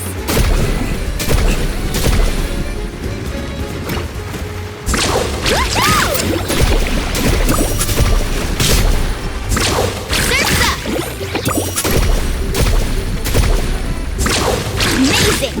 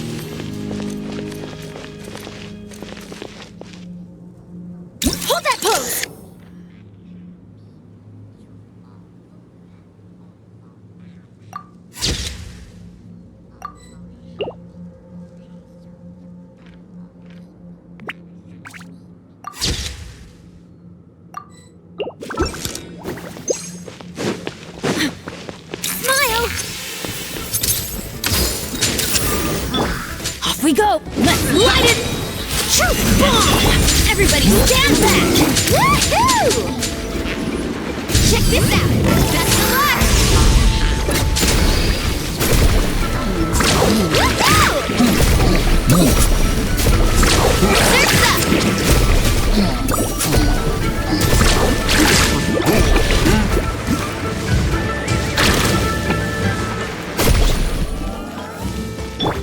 Say cheese!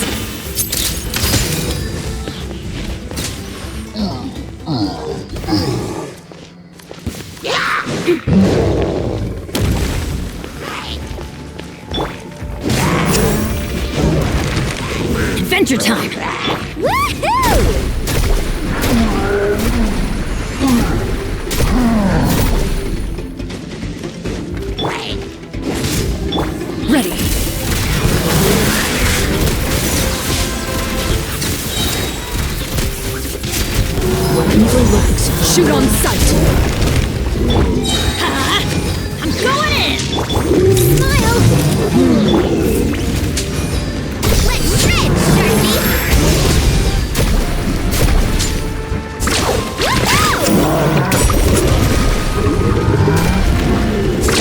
Amazing! Breaking news! Sage, let's light it up! Faster!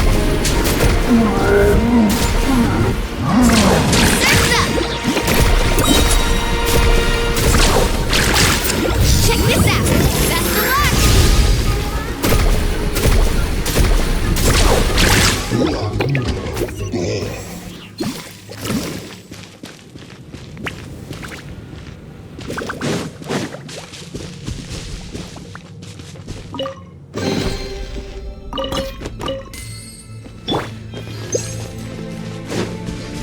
Hold that pose!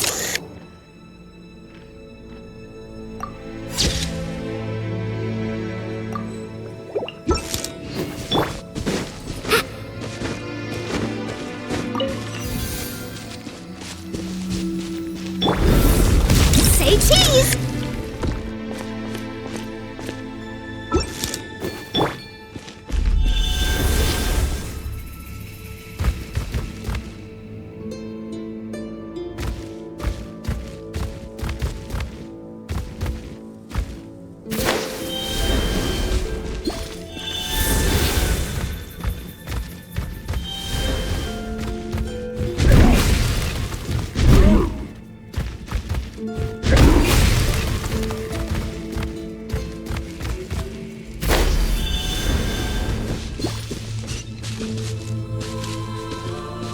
This is the final stretch. We just need to climb up, and we'll be there. Nothing to it.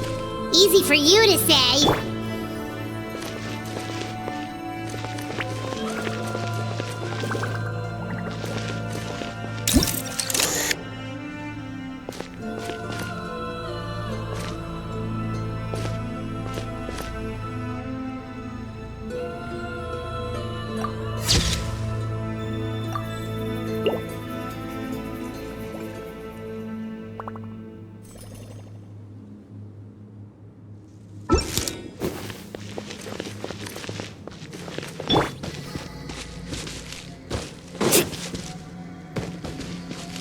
Need a surfboard?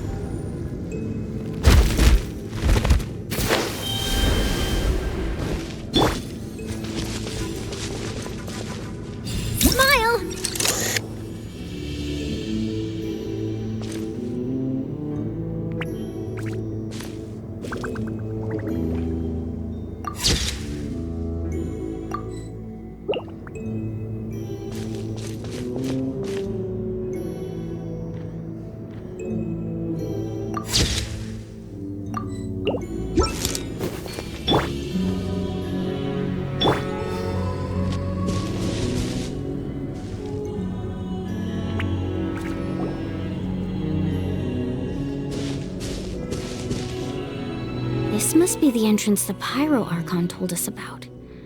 The one ripped open by the abyss. Yes. There's something in the depths of this place that feels familiar, yet also foreign. We actually have to go in there?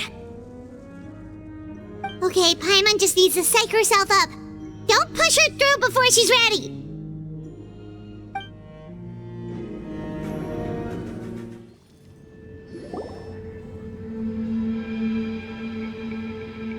Hey! You don't have to drag Paimon! You're pulling too hard!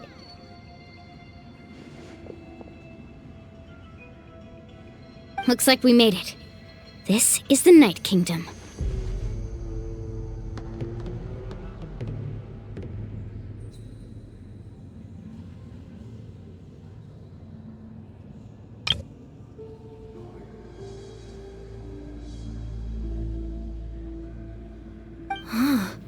It looks so different from what I imagined in the stories. That overflow of energy is probably what trapped Kachina here in the first place. From this point forward, everything we know about the real world no longer applies. Anything can happen here. Paimon's more worried about how we're gonna make it out. We obviously can't go back the way we came. Do you see that patch of light on the ground? It's shining down from that fissure in the sky. Oh yeah, right in front of us. So that's coming from up there? Oh, it's so high up. Did we really fall that far down? Just like I said, our real-world knowledge doesn't apply here. We fell all this way, yet came out completely unscathed. If this was the real world, we'd have to climb our way back up to the entrance. But here, all we have to do is stand underneath the light and offer a prayer. That's it?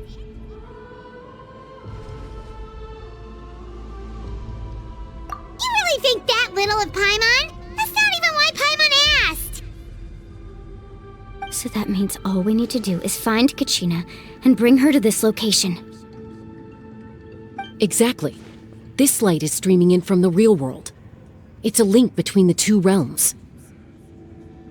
The terrain looks difficult to navigate, and the visibility's not great either. How are we supposed to find Kachina in these conditions? Yeah, these floating black things don't look super friendly either.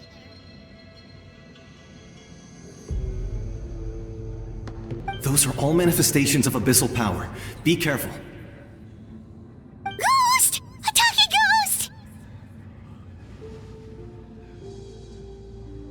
Calm down, I'm here to help. You're the ones who helped Vichama, right? Yes, I'm Vichama's friend, Malko. I was completely lost to this realm until I sensed a mysterious power calling out to me. It's like it was seeking me out, attempting to reassemble the pieces of who I used to be. Of course, it could only do so much. I'm sorry I can only appear before you in this imperfect form. No, we should be the ones apologizing. If the Spirit Speaker's stone hadn't become corrupted by the Abyss, we could have done much more. But we had to destroy it. Otherwise, Vichama and his tribe would have been in danger. Of course. Thank you for protecting him. I never imagined that, even after all these years, he'd still take such a risk for me. Under the power of the stone, it felt like our souls were connected. Turns out even our regrets were exactly the same. Whether in triumph or death, you want your best friend by your side. Exactly. That may not be in the cards for us, but it's not too late for you. You're looking for a young girl from the Children of Echoes, right? She's being chased by an embodiment of abyssal power. I'd like to help her while I'm still in this form, so follow me. Be careful. This place has been severely corroded by the Abyss.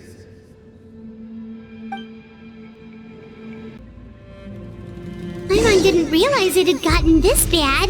It's like a seething volcano ready to engulf our world at any moment. Stick close to me. My power will be able to ward off attacks for the time being.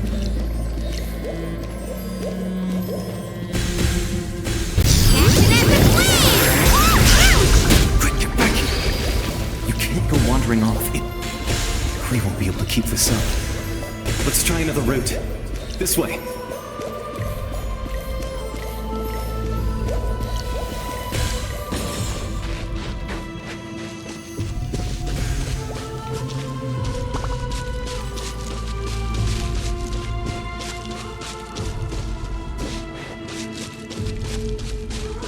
Not good. More monsters. We shouldn't waste our time on them. Let's ride! Amazing!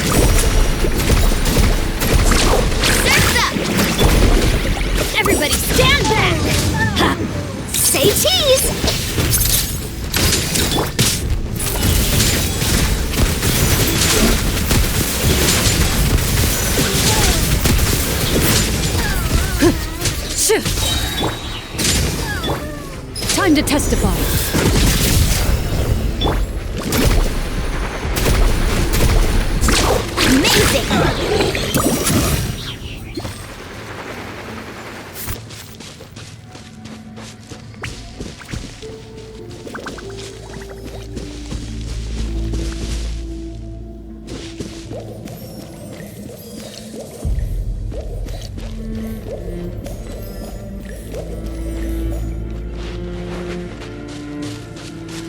Oh, Paimon can't see anything!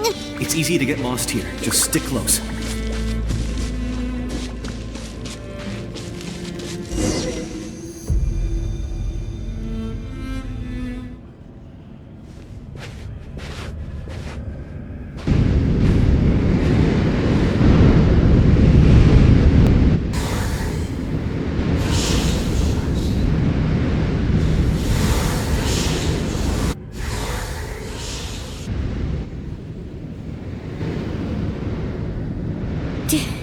Did you hear that?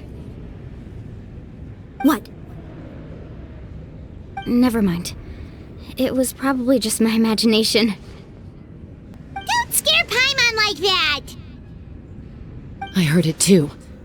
It was a voice from the abyss. What did it say? Doesn't matter. It certainly doesn't harbor good intentions.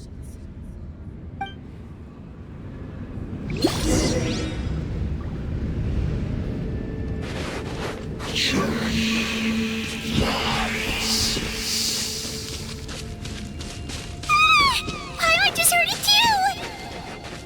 Let's keep going. Paimon wants to get out of this place!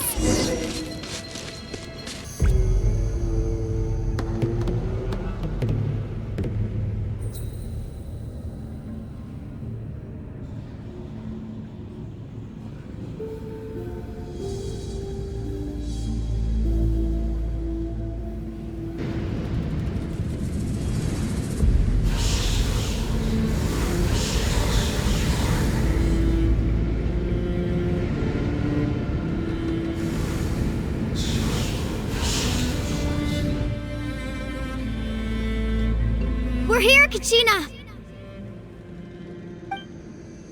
Mualani? You made it! Looks like our reunion will have to wait until we take care of these monsters. Good idea. Let's go!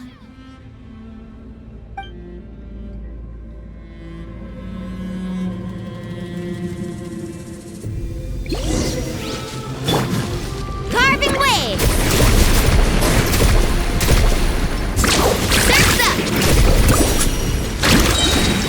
Check this out! Best of luck! Smile!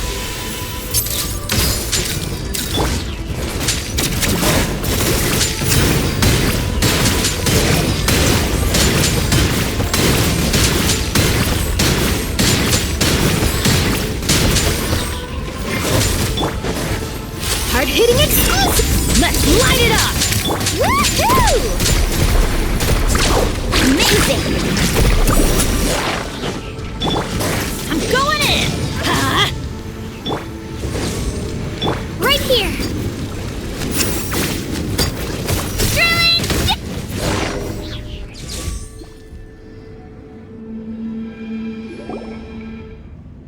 You're here! You're finally here! Thank you so much! That monster can appear from anywhere! It almost caught me a bunch of times. The Wyap's power helped keep me hidden, so I just tried to stay out of sight until you got here. Atta girl. You did so well. And most importantly, you weren't hurt. Should we start heading back then? Actually, I have a request. Will you come visit the Wyap with me? I can't exactly put it into words, but something's wrong with the Ode of Resurrection. And I know it has something to do with the contamination from the Abyss. That was the Pyro Archon's theory as well. Everything we've seen here certainly seems to back it up. In the Night Kingdom, there are 6 main totem poles representing the Wayab of each tribe. You can think of them like the body of each Wayab. Additional totem poles, like the ones around here, serve as proxies to which the Wayab can extend their consciousness.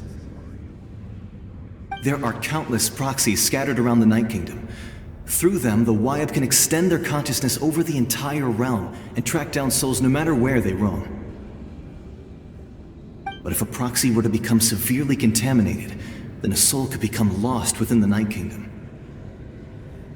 Judging by the current situation, I don't think we're dealing with just one contaminated proxy. Even if we could drive back the abyssal power from one of them, that probably wouldn't even put a dent in the problem. Still, we can't just leave the Wayab to suffer. It's protected me this whole time. I agree. We might even manage to draw out the monster that's been hunting Kachina. Getting rid of the monster might slow down the deterioration of the Night Kingdom.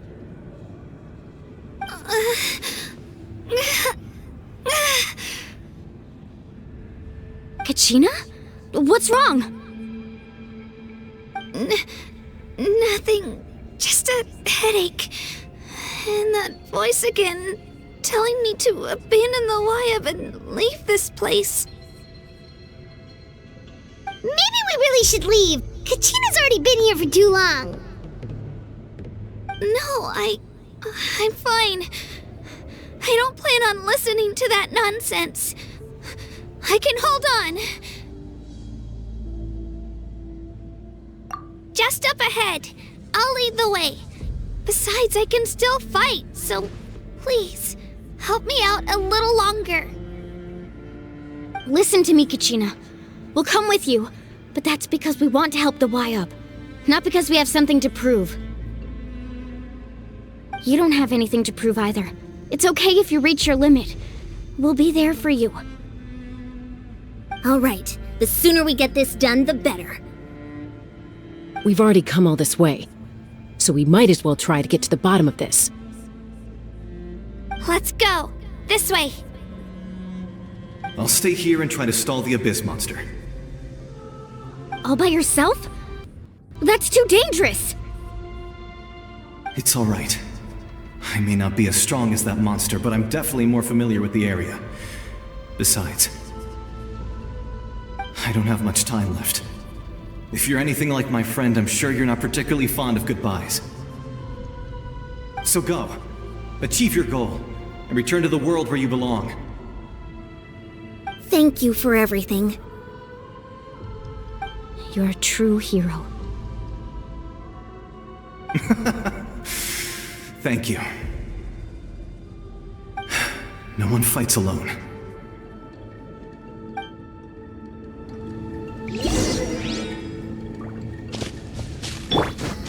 Does your head still hurt? Let me help you walk. I'm fine. You should know I'm made of stronger stuff than that.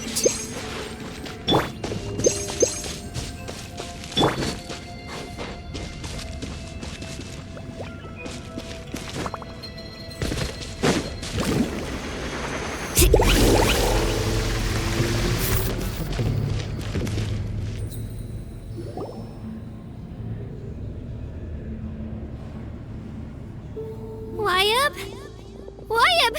I'm back! My friends and I are here to heal you. Wayab! Can you hear me? Wayab!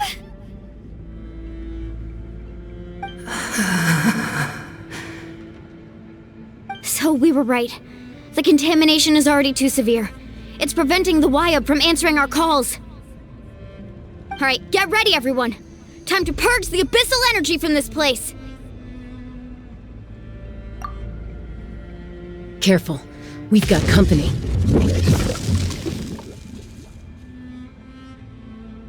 Already? You really think that puny soul could slow me down? Courage in the face of futility is pure folly. He tried to get in my way, so I disposed of him. You killed Malcolm? you would have dispersed with or without me. Rather than worrying about him, I would urge you to focus on yourself. You may have defeated others of my kind in the past, but underestimate me now, and it will be to your peril. No, the power of the Abyss is intoxicating. The destruction it seeks captivates like a masterful work of art. I strive only for the opportunity to see it up close. I thought this naive little girl was an exception, but it turns out humanity is full of lambs willing to offer themselves up to the slaughter. That is the tragedy of your short lives. You understand nothing of all-encompassing power. Ancient names, pride, friendship, all empty ideas invented to give you a false sense of self-worth. They possess no power at all. The Pyro Archon created those grandiose ideals out of pure selfishness. Anything to avoid sharing power. Anything to avoid handing over the primordial gift to ordinary people like you. Don't believe me? Then ask yourself, why is the Pyro Archon strong beyond measure, while you, Kachina, remain so pathetically weak?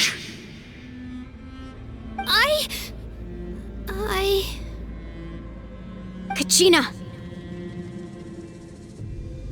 Give me your hand.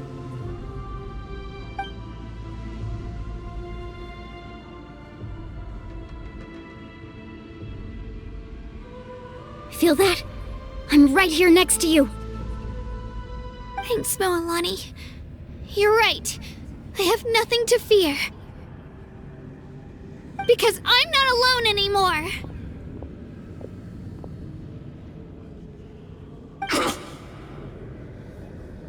You're right. Maybe comforting ideals don't have any power. But you also couldn't be more wrong. You've never had to work for your own strength, so you will never understand the true source of our power. What? The courage we have to stand before you and not back down? It comes from our friendship. The power lies not in the ideal itself, but in our commitment to upholding that ideal, and in our decision to stand together and fight! Well said! Let's go, Kachina. It shouldn't take more than two of us to handle an enemy like this. Sorry in advance, but you deserve what's coming to you! There aren't many in Natlan who can beat us when we're together. It's time he got a taste of that kind of power.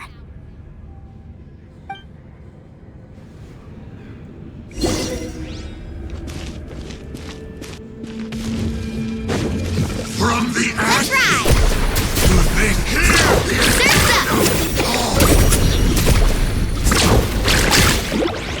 Let's shred it, Sharky! Right here! Get there!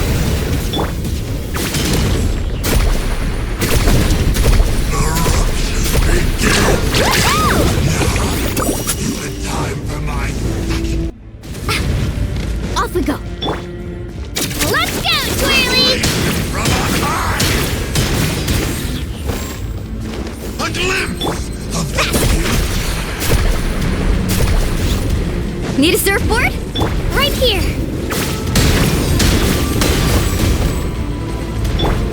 Let's ride!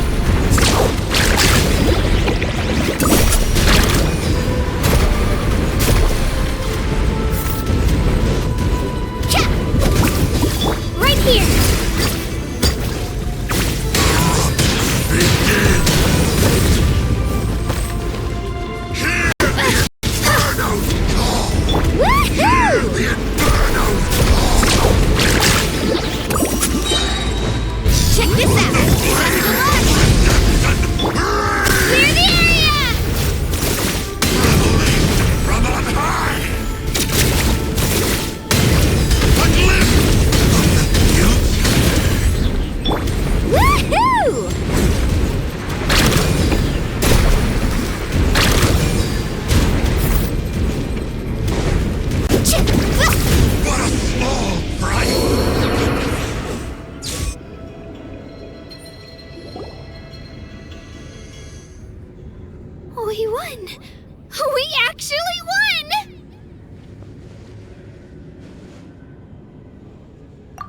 what he gets for underestimating you two. Fantastic work, Kachina! Absolutely fantastic! This makes me so unbelievably happy. I'm happy too, Mualani. Together we really are unstoppable. Huh? What's happening?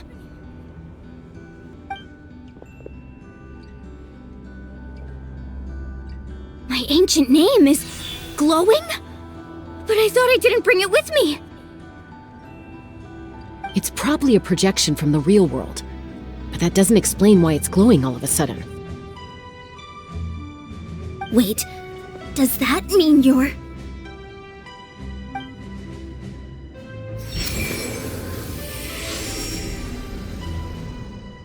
That was a bold move, diving headfirst into the fire to save your friend, especially in a place so overrun with abyssal corruption. Still, seeing you pull it off was really something. Everything you said was exactly right. As isolated individuals, we stand no chance against the power of the Abyss. It took years' worth of scars and lots of unnecessary suffering for me to understand that for myself. The Pyro Archon's plan will unite us as one. Everyone has a part to play. Only then will we have the power to defeat the strongest of foes. Who are you? Tupac, a warrior from the people of the Springs. I fought against the Abyss during the invasion 500 years ago. I've heard that name before. You were the giant who saved all of Natlan. Since you were able to awaken my words from your ancient name, that means you have fully embodied the aspirations of the Wayab. Under the name Umoja, you shall unite the tribes and save Natlan from its impending doom. Me? As long as blood still runs through your veins, even the tiniest spark of steel against stone can ignite a flame. Its blaze will become one with our vision for Natlan. Even amid everlasting darkness, our bonds remain eternal.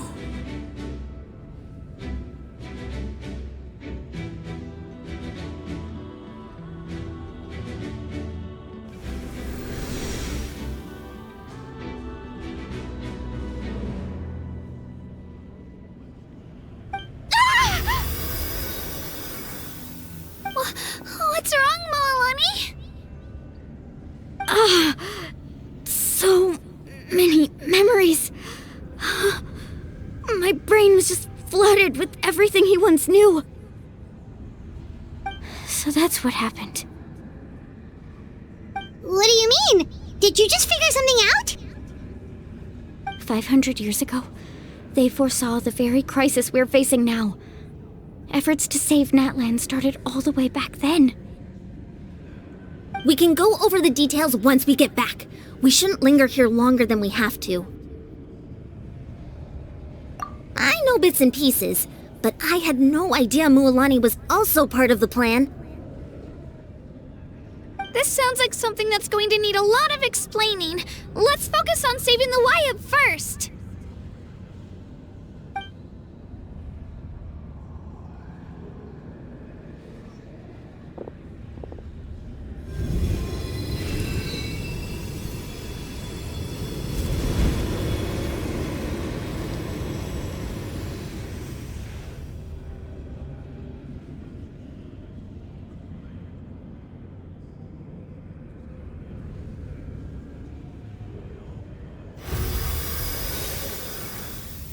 Okay, that should be enough. Wayab? Can you hear me? I hear your voice, Kachina, my dear child. Great. Well then, I'm afraid it's time to say goodbye. I just wanted to make sure you were okay before we leave, but we can't afford to stay here any longer. I was going to ask why you bestowed an ancient name upon someone like me, but it's okay. I'll keep searching within myself for the answer. I'll never stop trying to improve my strength. One day, I'll live up to the hero you saw in me. You are already an outstanding child in my eyes, Kachina. No matter what happens. Huh? You are all my most beloved children. It has always been my honor to protect and nurture you. Your ancient name is just that. A name. Much like your parents chose to name you Kachina, I also gave you a name, but it need not define you. Focus on who you want to be. You are already worthy of your name. Now, you need only devote yourself to becoming a better you. The story of your ancient name is for you to continue. Just like your parents, my love for you will never change, no matter what the future holds.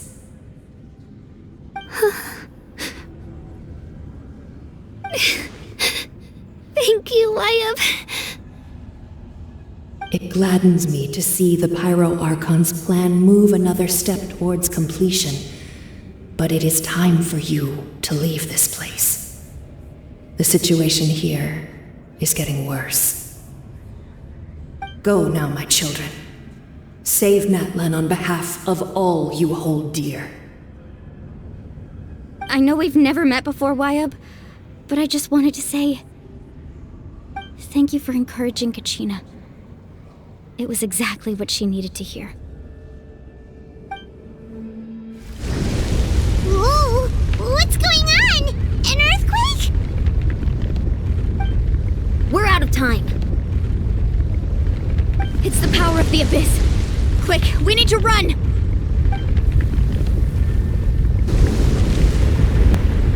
It's a Sealy! The Sealy opened the way for us!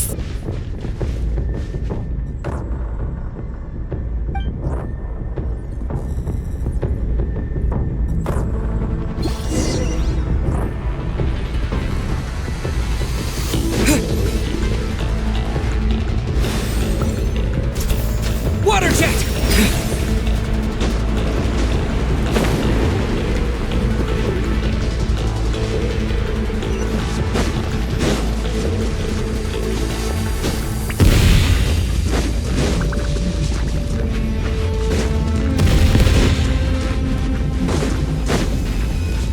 The opening in the sky! It's closing! We need to hurry, or we'll be stuck here!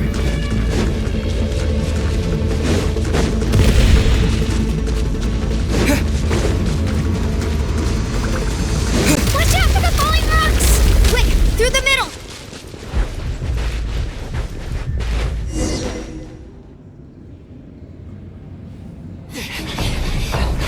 Faster! We'll never make it!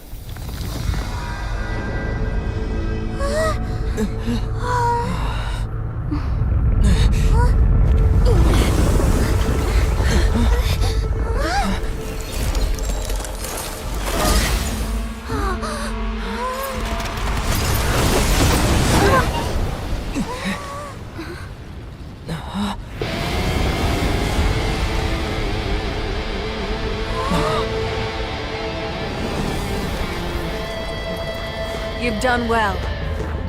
Now come home.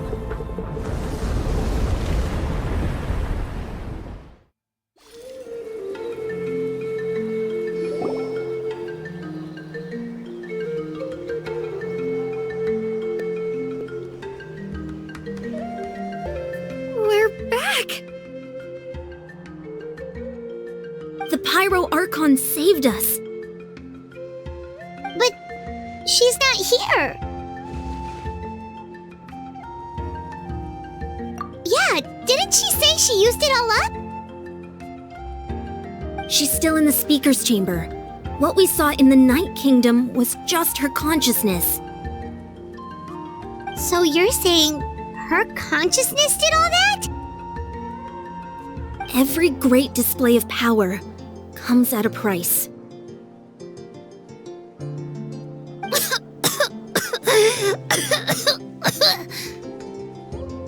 You must feel terrible, Kachina. Just hold on. We'll get you to a doctor soon. Let's get back to the stadium. The Pyro Archon said she'd have a doctor waiting for us. I recommend getting a full checkup, just to make sure no damage gets left behind.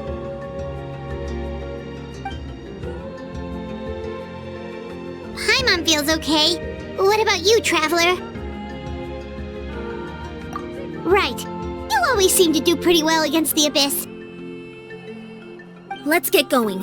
We need to share what we learned in the Night Kingdom as well. Right. The Y-Up mentioned something about the Pyro Archon's plan. What is it exactly? I'll let her explain everything. We're all a part of the plan now. Every move we make from here on out will decide Natlan's ultimate fate.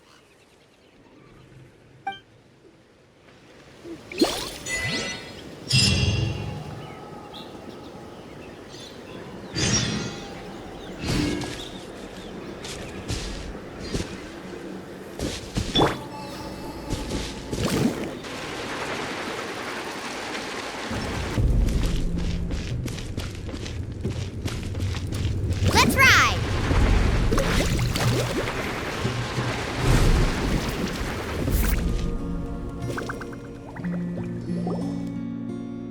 Huh.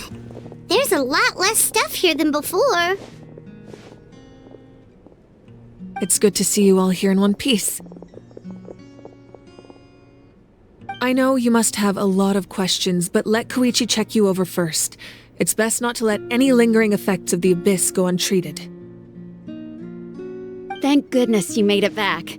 I came here as soon as the Pyro Archon told me about your plan. Take a seat, everybody. I'll examine you one by one.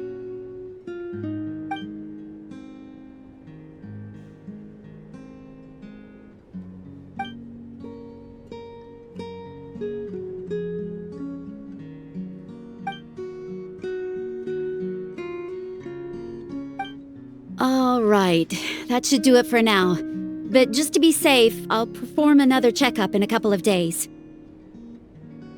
I have to say, though, I've never seen anyone react to the Abyss like you, Traveler. It's like you're completely immune to its power. He always has been special like that. He can even purify its power. Wait, now that you mention it, Paimon doesn't think she's affected either. Given the current situation, that ability will likely play a great role in the events to come. Of course.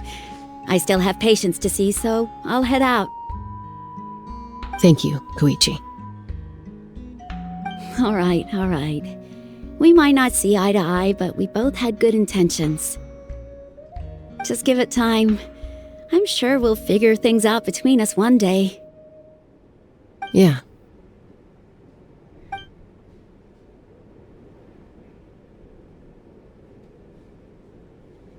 All right. There's so much to discuss, I don't even know where to begin. You've seen it for yourselves now. The devastation in the Night Kingdom. I'll get straight to the point. Natlan is on the verge of destruction. It's very possible our nation has less than a year before total devastation. Huh? No. That can't be true, can it? That's right. But I've only ever disclosed that fact to the handful of people working with me to save this nation. Our looming destruction is not a recent development, but the inevitable conclusion of the disaster the Abyss initiated 500 years ago. Mualani told us a little bit about that. 500 years ago, all the nations of Teyvat were invaded by the Abyss. Unlike the other nations, Natlan never had stable and deep-rooted ley lines, so we suffered the worst of the invasion. The battle against the Abyss was exceedingly long and brutal. In the end, victory came at the cost of our civilization and countless lives.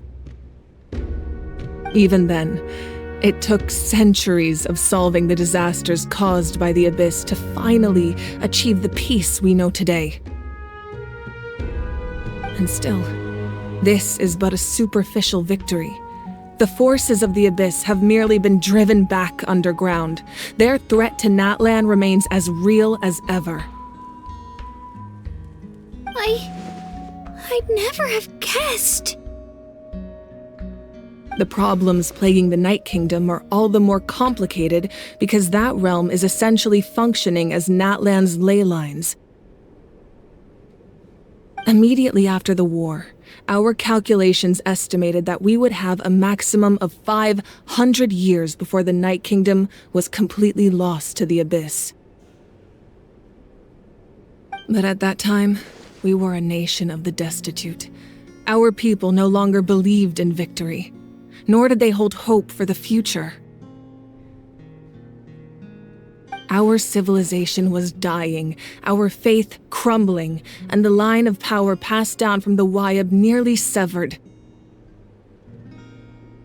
If we didn't bring the nation back together, it would be foolish to even dream of defeating the Abyss in the future. So, the Archon had a long and involved discussion with the heroes of each tribe, and finally came up with a 500-year-long plan to save Natlan. So that's what happened. After finding Kachina, I encountered a strange figure who gave me a series of new memories. Since the plan was mentioned in those memories, I guess I've been chosen to play an important role in it. But there's still something I don't understand. Those memories showed me the Pyro Archon from back then. And it was you. Huh? But that doesn't make any sense! The Pyro Archon is supposed to be human. It's impossible for a human to live that long. That's right. The hardest thing for humans to overcome has always been time. Or rather, the natural limitations of our lifespan. A god can extend a human's life by using a certain amount of divine power, or subjecting them to a curse. But, as we all know, Natlan doesn't have gods like that. We can only rely on our own methods. A human life is like a flame destined to be extinguished. 500 years ago, I placed my life within the sacred flame. Only by dying before my time could I have the chance to wake up again. So, in other words, this is your second life? Yes. We only managed to defeat the Abyss all those years ago because the tribes came together as one. If the Natlan of the future was to have a fighting chance, the Pyro Archons that came after the war had to rebuild the decimated tribes. The goal was to reunite the people and restore the strength of each tribe's Wayab. Once a tribe was back to its full strength, the tribe's Wayab would select a hero, indicating the tribe was once again ready for war. The Chosen would then stand by my side in defense of our nation, just like great heroes of old, 500 years ago. So that means I'm one of the Chosen? That's right. You bear the ancient name Umoja, the same one held by the hero from your tribe 500 years ago. It means unity. After your adventure in the Night Kingdom, I trust you've come to fully understand the meaning of that name. So in other words, you always knew who the Wyatt were going to pick from each tribe? Yes. According to the plan, each tribe was supposed to have been fully restored by the time I awoke. But something went wrong along the way. The 6 heroes successfully inherited the ancient names from 500 years ago, but the intel regarding the plan wasn't passed on to them. Once again, it comes down to the deterioration of the Night Kingdom. Communication between the Sacred Flame and the Wyatt has been blocked. Just like how the Ode of Resurrection failed to bring Kachina back. Exactly. It's just another tactic the Abyss is using against us. The Abyss may not possess intelligence, but its methods certainly aren't easy to counter. If we want to unblock that information from being passed on, my presence alone isn't enough. The ancient name-bearer must establish a greater connection to their name. So, I've tried my best to help them from the sidelines. Currently, Shalonin of the Children of Echoes, Kinich of the Scions of the Canopy, and Iansan of the Collective of Plenty have all been acknowledged by their names. During your adventure, you too earned the acknowledgement of your Wyatt mualani. In the process, you gained the memories stored within your name. Well, we have less than a year! Yes, but we have no choice. We cannot start the plan until all the heroes have been gathered. That's also why I haven't been able to take action despite the urgency of the situation. But if you knew this whole time, why didn't you just tell me about my role in all this? Wouldn't that make everything go a lot faster? Perhaps, but the opposite could also be true. Knowing your destiny too early could mean failing to realize your full potential. Just like your determination to save Kachina, I hope your commitment to this endeavor comes from your own strength of will, rather than a sense of obligation. So I suppose you're not going to tell us who the final 2 heroes are then? That's right. Their time is yet to come. Putting pressure on them beforehand will only hinder their development. I can only trust in the judgment of the Wyatt. I have never believed I could solve this crisis alone. In fact, it was precisely because I chose to trust and rely on others that we managed to get this far. Natlan's salvation lies not in its Archon or any singular individual, but in us all. You're quite perceptive, aren't you?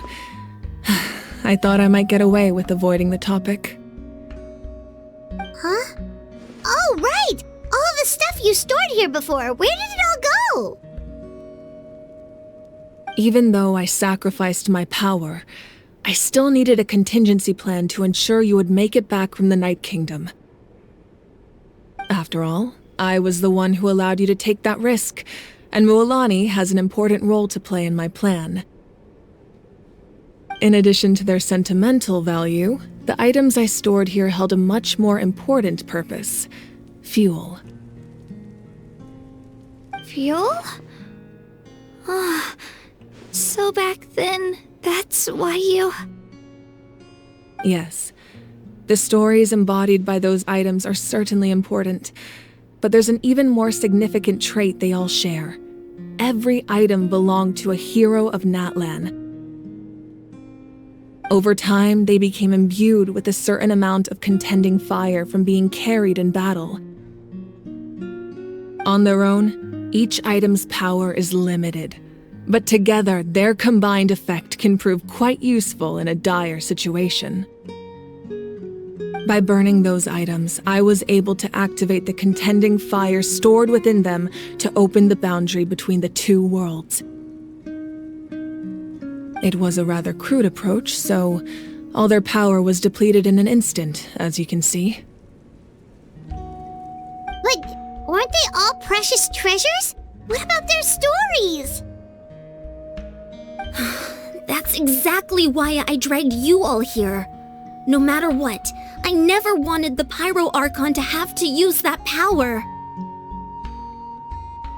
Oh, I'm so sorry. You have nothing to be sorry for. You all deserve my thanks, actually. If you hadn't saved the totem pole, that area of the Night Kingdom would have been forever lost to the Abyss. And then, it would only be a matter of time before the Children of Echoes was met with disaster. Besides, when those heroes entrusted their belongings to me, or the Pyro Archon of their time, it was out of a desire to contribute to Natlan's survival. If they knew those items helped save the present-day heroes of Natlan, they would not mourn their loss. Even when you put it that way, I still feel bad. There's no need. Remember what I told you about time? The people and the events of the past are never truly lost to us. We simply carry them with us in a different form. In that sense, we didn't lose anything at all. If you still have regrets, let them fuel your resolve in the battles to come. Your deeds will become new legends and nurture new forms of power just like the items once stored here. Well, we'd still like to return the favor. Well, if that's the case, just treat me to a drink sometime. Now that Kachina has returned, we can finally hold the victory feast and celebrate your team's triumph in the Night Warden Wars. And we could all use the rest, that's for sure. Plus, you'll be able to silence everyone who doubted you once and for all, Kachina. Still, now that I know the danger we're facing, having a victory feast doesn't feel right. Try not to let it get to you. It's important to stay calm. Worrying about it will only affect your judgment. All right. You should head out. I'll join you in a bit.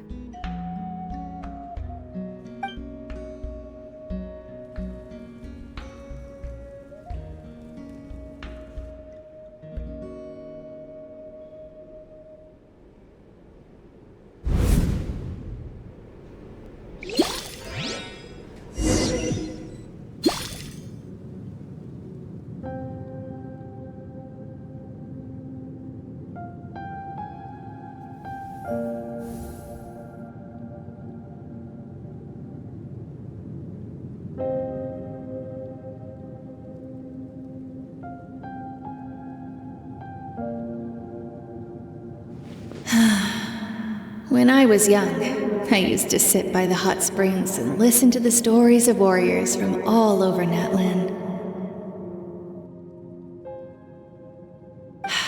They attract people from all walks of life.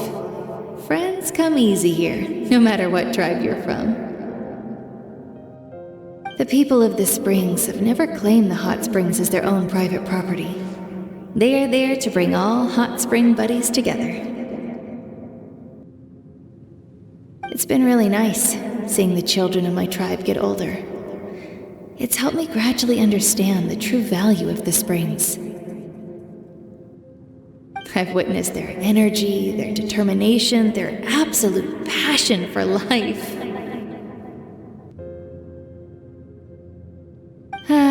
Even when they cause trouble, I never managed to hold on to my anger for long. It's unbelievable how quickly they worm their way back into my good graces. I'm certain Mualani will become a great warrior when she grows up. She possesses infinite potential. I can see it. One day, when I'm no longer in fighting form, I'll come here and tell stories to all the children, just like those warriors did for me.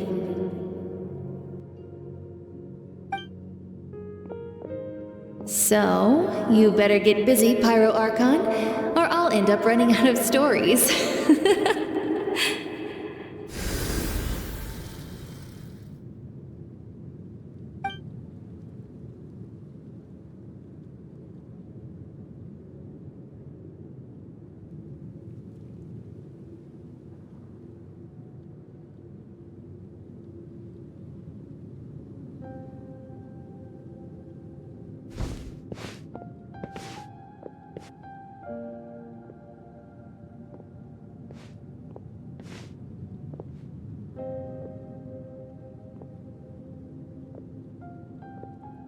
Our nation is engulfed in darkness. Our tribes stand divided, and yet you promise victory in the distant future. The Abyss is a cunning enemy, one that I faced in battle many times.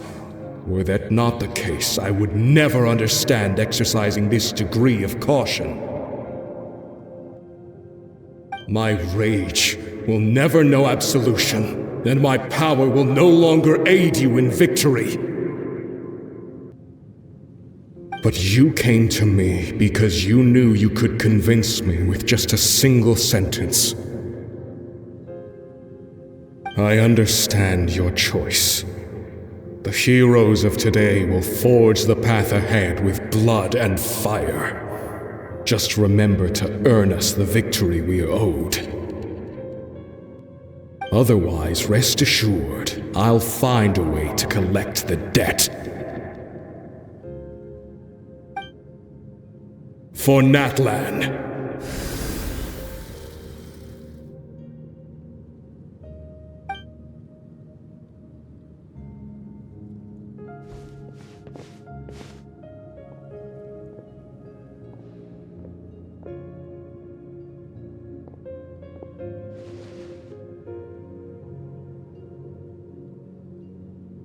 So, you're gonna head 500 years in the future to serve as the Pyro Archon again?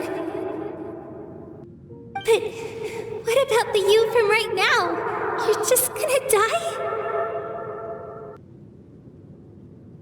You can't ask her those questions and expect her to answer, my dear. The decision is hers to make, and she deserves our support. We will do everything we can to rebuild the tribes. Don't you worry. Even across time, we will all do our part to fight for Natlan's future. Yeah, Mom's right. We'll always believe in you, sis.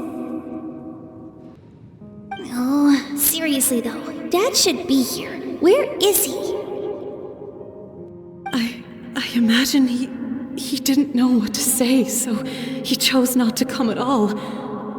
Don't take it to heart, my dear. That's just who he is.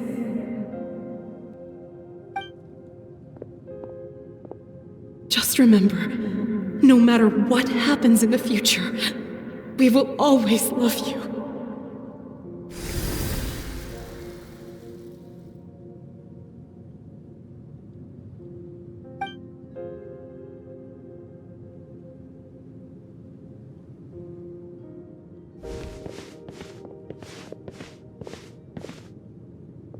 I'll come find you one day.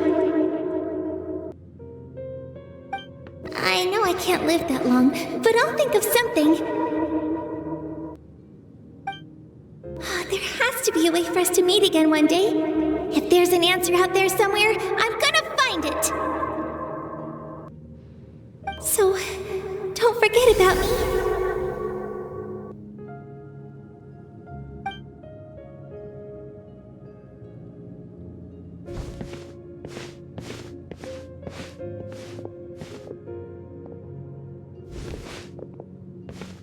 If that's your decision, then you have my full support, Archon. May our children live to see such a lovely son. For Natlan! No one fights alone.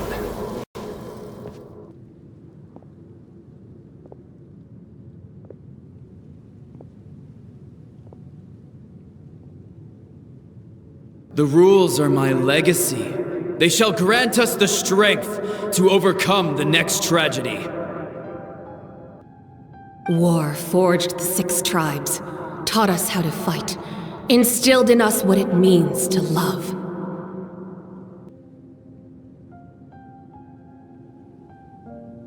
Who will be the one to bring this to an end?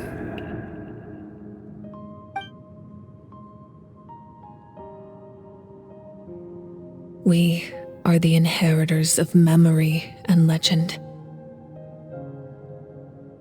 Those who grew alongside sun and wind.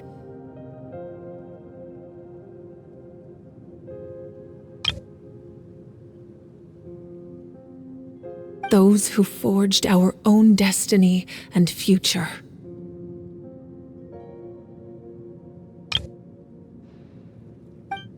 That is Natlan's fire, the lifeblood of our nation.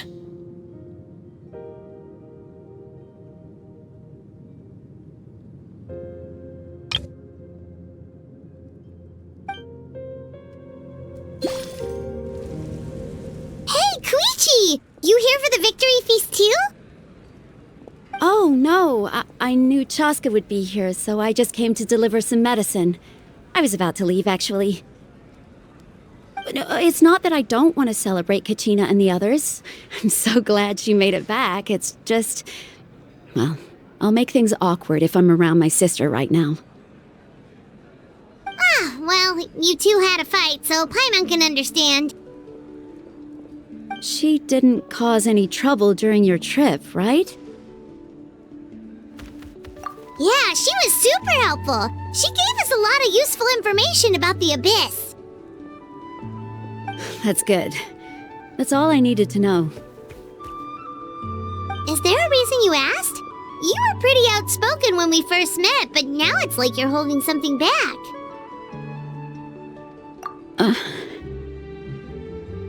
Maybe it seemed unreasonable, picking that fight with her before you left, but I did it for a reason. Her impulse to fight is extremely strong. Her mental strength helps her rein it in, but she still loses control sometimes.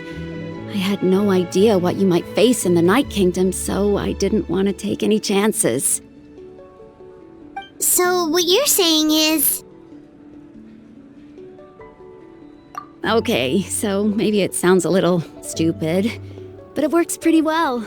It helps her keep her cool for a little while, at least. Anyway, I'm just glad you were able to make it back safe and sound. That's all I wanted. But do you really have to go that far? Can't you just talk it out? No way. Chasca never opens up about her own pain, especially to her family. She can't learn about this, or it'll be even harder to help her. I appreciate the understanding, and don't worry. I'll find a way to help her ease this burden. Anyway, I need to get going. Enjoy the celebration. Oh, and if you ever need a doctor, you know who to find.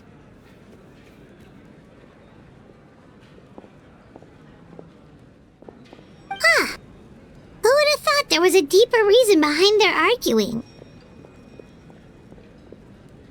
In the end, it's all the Abyss's fault. Paimon's had enough of them.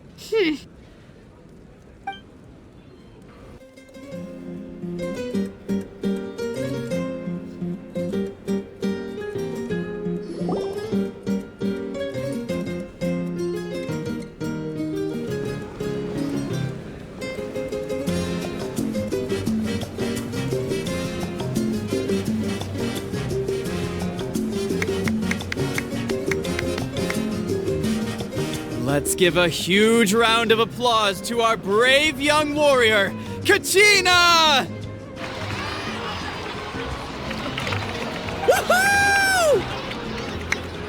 Well done, Kachina! Thank you, everyone! I'm so glad I finally made it!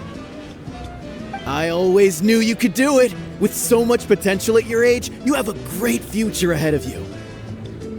You're one to talk.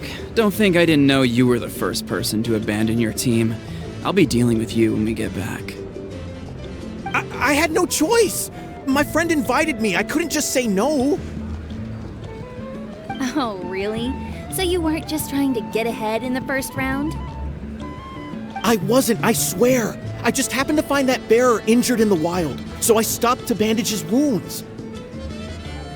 When he insisted on repaying the favor, what was I supposed to do? I'm just one person. I figured Kachina would have no trouble replacing me. But the fact of the matter is that after your departure, everyone else started thinking about swapping teams too. I'm really sorry, Kachina. It was wrong of us to abandon you like that. It's amazing that you still made it all the way through to the Night Warden Wars. That's the highest honor. So, what about you guys? Did you make it far? Our team captain drank too much the night before the competition and turned up late to the stadium on the day. We got disqualified. Serves you all right. No sympathy from me. Alright. There's no need to be like that, Uncle Pakal. Dear friends, I'd like to say a few words. Firstly, I'm grateful to my friends and our great Archon for helping to bring me back. This traveler and his companion Paimon are some of the strongest people I've ever met. If they were allowed to participate in the pilgrimage, I have no doubt that they'd win the whole thing. They've agreed to let me learn from them. With their help, I believe I can become even stronger still. And let's not forget my good friends, Mualani, Chasca, Kinich, and Iansan. They all helped the Traveler and Paimon figure out a way to bring me back from the Night Kingdom. They too deserve to be called our heroes, so please give another round of applause for them. Thank you so much. Well said! I'll drink to that. How does it feel being a hero, Kachina? To be honest, it's a bit overwhelming. It all just feels so surreal. Well, you better get used to it! Next up, undefeated champion! Hey, please don't make fun of me.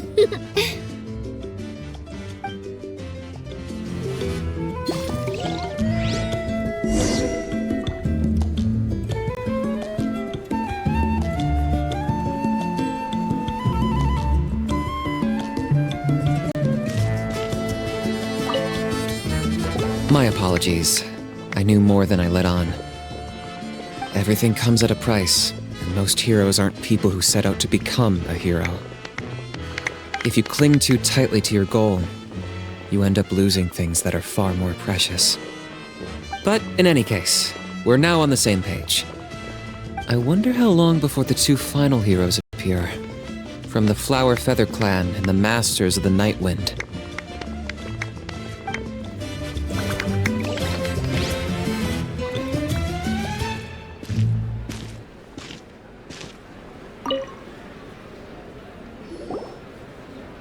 At previous victory feasts, you'd always find me in the crowd singing and dancing.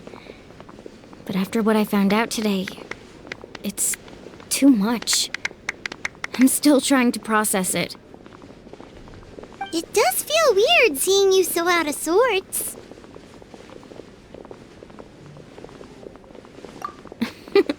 Is this another pearl of wisdom based on your adventuring experience? Well, Paimon agrees with the Traveler. Everyone's come together to celebrate Kachina's achievements. That's gotta be a first. You're right. Kachina looks really happy. And now I'm being the moody one. Ugh, enough doom and gloom. Time to shake it off.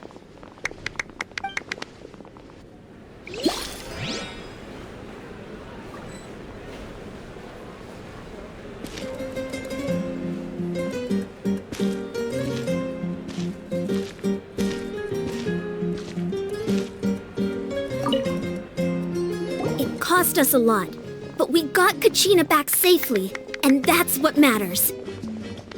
There'll be even tougher challenges coming our way in the days ahead, though. We'll have to train harder, make sure we're in peak condition. That includes you, Paimon. I can do a special one-off session to show you the ropes. Interested?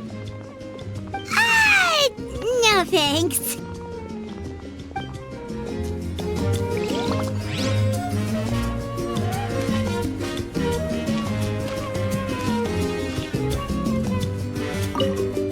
It's rare to meet travelers as strong and brave as yourselves.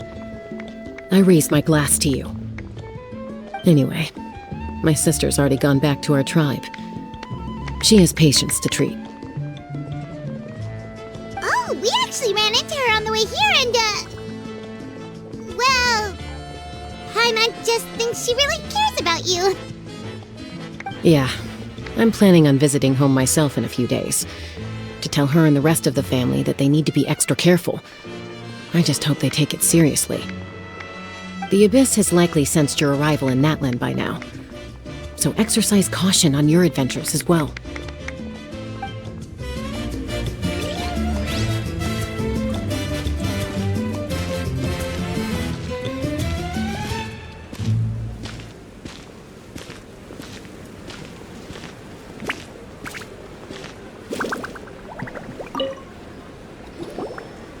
I've been through so much all at once. Everything still kind of feels like a dream. Are you still feeling unwell? Nope, all better now. I told you I bounced back pretty quick, so don't worry about me. I bet you guys must be tired, though. Make sure you get some good rest tonight. You gotta recharge so you'll be in the mood to have fun.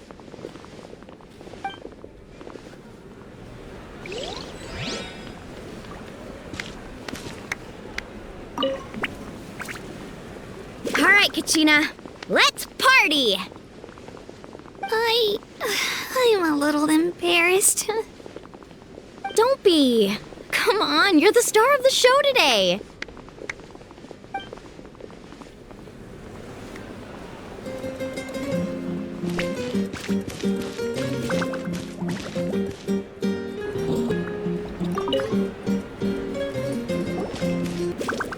Ah, you're here. Have some fruit juice. I got it specially for you two. How did you know? That's Paimon's favorite! You look like you've still got questions. Ask away.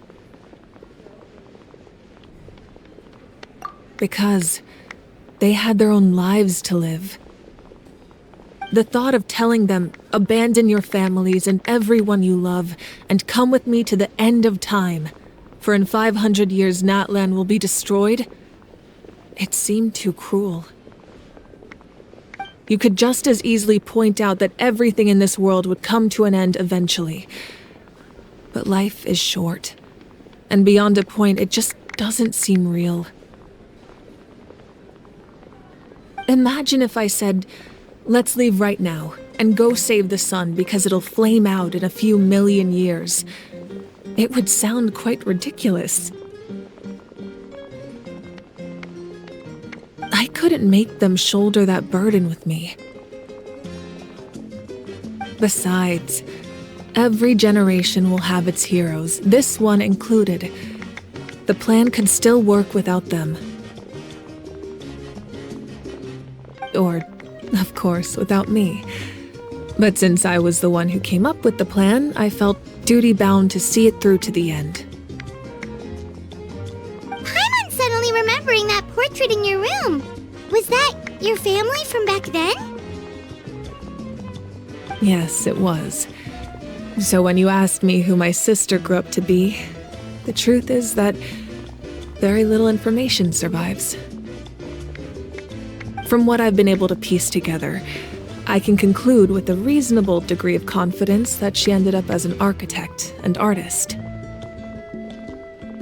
She played an instrumental role in rebuilding the scions of the Canopy tribe, designing and building many houses.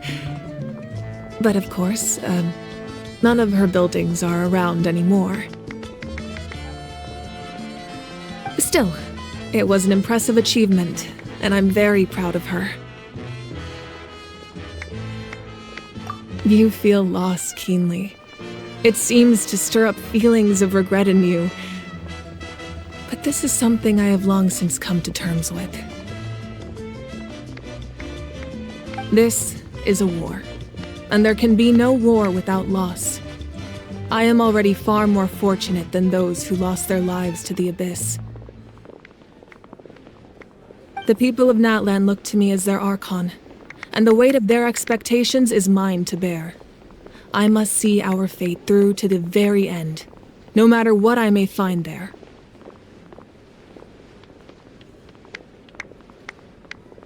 Yeah, doesn't that mean the way everything ends has already been written, including your plan? I suppose, but so what? Don't forget, time takes many forms. The past, present, and future coexist, and all are equally important.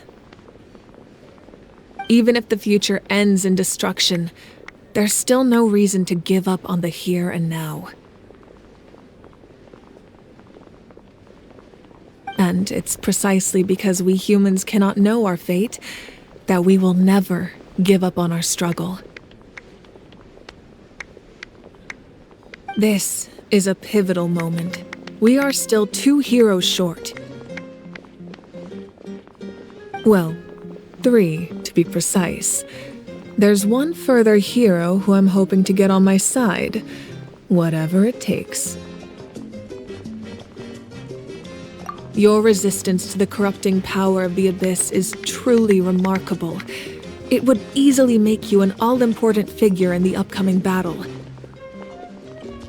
If you agree to join us, you will not only gain my full support in your journey, but I will also forge a brand new ancient name for you. Ancient names can be forged? They can. Several strict conditions must be met, but if they couldn't be forged at all, then the number of them in circulation would have long dwindled to 0. Possessing an ancient name would mean that your adventures in Natlan are recorded in full. Your stories would be remembered by our people for all the years to come. The Ode of Resurrection may have temporarily lost its power, but still, take this as my personal guarantee that I shall never let you fall. Just like in the Night Kingdom, I will be there for you. That is a promise I will fulfill at all costs. This nation always honors its heroes. Yeah, we can't just ignore the situation here. Wonderful. Then I'll reach out to Shilonen right away. She's the one who will forge the name. We've never forged an ancient name for an Outlander before, but I trust she'll find a way.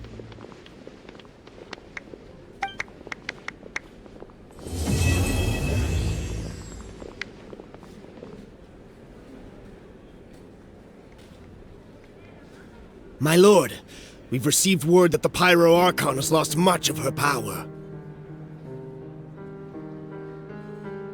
Although your injury complicates things, this is most certainly the opportune time to seize the Gnosis. Victory and defeat are rules, not outcomes. I have never taken advantage of an opponent in a time of weakness, and I don't intend to start now. As for you, I must confess, I did not expect that little trick of yours to save the day. No matter how dense the fog, as long as the sun remains, we cannot turn day into night. She could have dispelled it. She simply chose not to. You don't have much time, and You're injured on top of that. What do you plan to do next? I'm beginning to see just how useful you may turn out to be. You heard something from here, didn't you?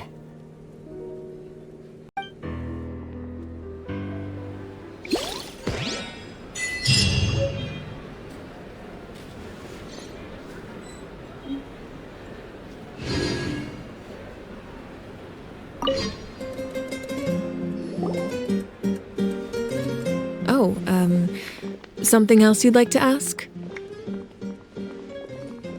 Well, our intel suggests he hasn't made any new movements yet, although Kinich's investigation helped us confirm that he's being aided by someone from the Masters of the Nightwind. I'm getting closer to narrowing down who that may be, but it's still unclear whether this person aided the captain out of willingness or coercion. If you learn anything about this during your adventures, please let me know.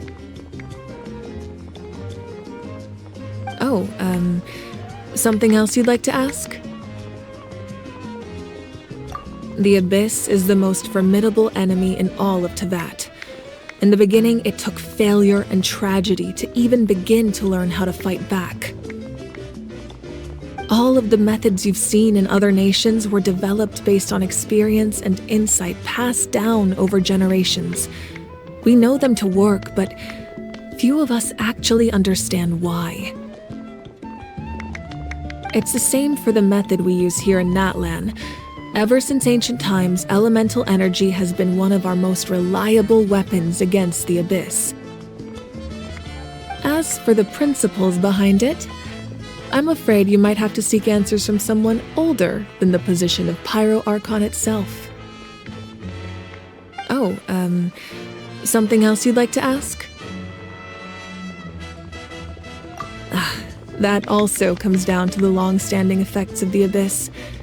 Our people's survival is inextricably tied to the Wyab. But their power has its limits. They cannot offer our people the same degree of protection outside our borders. In fact, people who do decide to leave often suffer from memory loss and emotional issues. Everyone in Natlan understands this. That's why our people never leave without a good cause. Even if someone is left with no choice, the chief of their tribe must seek approval with the Wyab to grant them leave.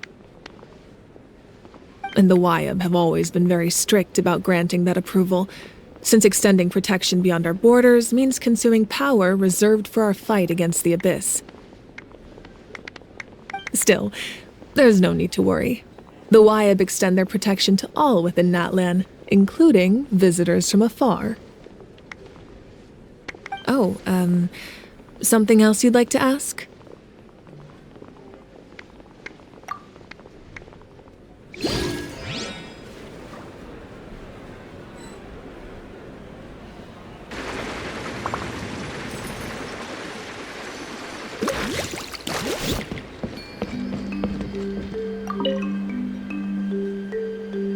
I heard you made it back from the Night Kingdom. Very impressive.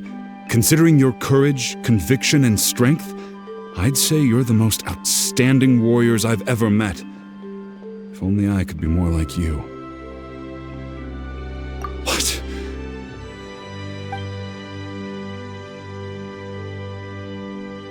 So that's what happened. Malko, he chose to... I'm sorry. It's hard to express what I'm feeling right now. Even though we're separated by death, we still managed to accomplish something together. It's like we had the chance to fight side by side again. I'll finally be able to get a good night's sleep now. Malko, my friend, just keep waiting. We'll be together again one day.